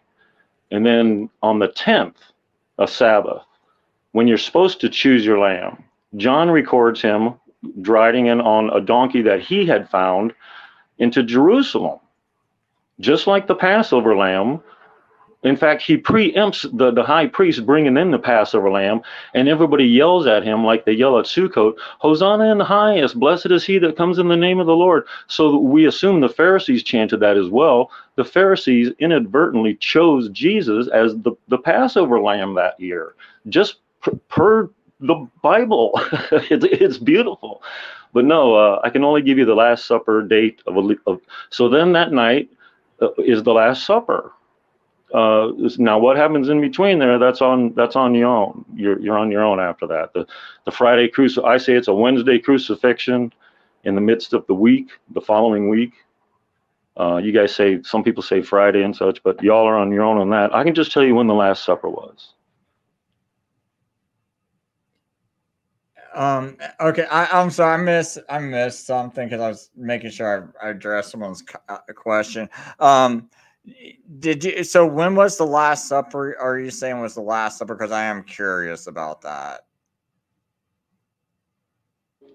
To be very clear, if the Last Supper was at night, a new day a new day had started per the calendar. The evening of the 10th, going into the 11th of the Aviv, and then that morning he would have been caught captive. Arrested, excuse me. Okay, I'm gonna have to reread all those accounts, but I was just curious because, man, when I was reading back Matthew's account right there, I was like, man, maybe I need to take a relook at that because I was kind of thinking that all happened at one day, you know, from verses, what was it, verse? Oh yeah, 17 through 20 and Matthew 26. I thought that was all one day they're talking about. And now I'm starting to be like, well, maybe that was 2 different days. Because that just sounds, because of the way Matthew does his chronology, it's possible that's 2 different days where he's jumping back and forth. Yeah, look at what the authors say. Now in the morning and on the next day. Then Jesus says 2 days before, after 2 days it will be the feast of the Passover. After 2 days it'll be the feast of unleavened bread when they kill the Passover. After 2 days he's talking about the exact same thing. After 2 days it's going to be the 10th. And then, so we have an oil on the feet of Jesus with an alabaster or whatever it is. And then we have an oil on the head where she breaks it. That's not the same event. One is at Simon the leper's, and one is at Lazarus's. Lazarus was stinking up the place, so she used his burial oil to do his feet, and wiped her feet dry with her hair. Then the next day he's in a different location, and this gives us a perfect chronology. He's at Simon the leper's the next day. He's at Lazarus's the first day, the next day. And she dumps it all over his head. And he specifically says, this is for my burial. This is not, he didn't say this is for my king anointing. This is for my burial.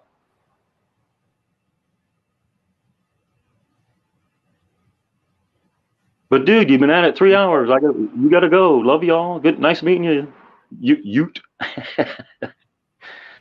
All right. Well, thanks for giving me something to think about. Because to be honest, I wouldn't have thought about even trying to reconcile some of it that way. So when I go back to studying it and reading it, I'll at least have that possible I might not agree with it, but I'll at least have that possible reconciliation in my mind. So. Amen. When I laid them side by side, each one of them choosing a donkey in Matthew, Mark, Luke, and John, they didn't align. Matthew says this happened the next.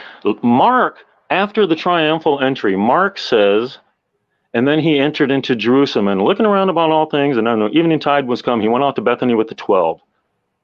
What? What happened to overturning of the tables? What happened to the fig tree talk? What happened to what? Nobody else mentioned there's a day. Where'd that day? Yeah. So anyway, I started aligning them, and I'm like, oh my God, I'm gonna have to back this up. I'm gonna have to back this up. Nobody's gonna believe me. I'm gonna have to back this up. But every day, once it fell into place, every day has 2 witnesses, and it's beautiful. Anyway, I'd like to share it with you sometime. Thanks for the. Yeah, I'd like to have you and Mark on, my Hebrew friend or Jewish friend.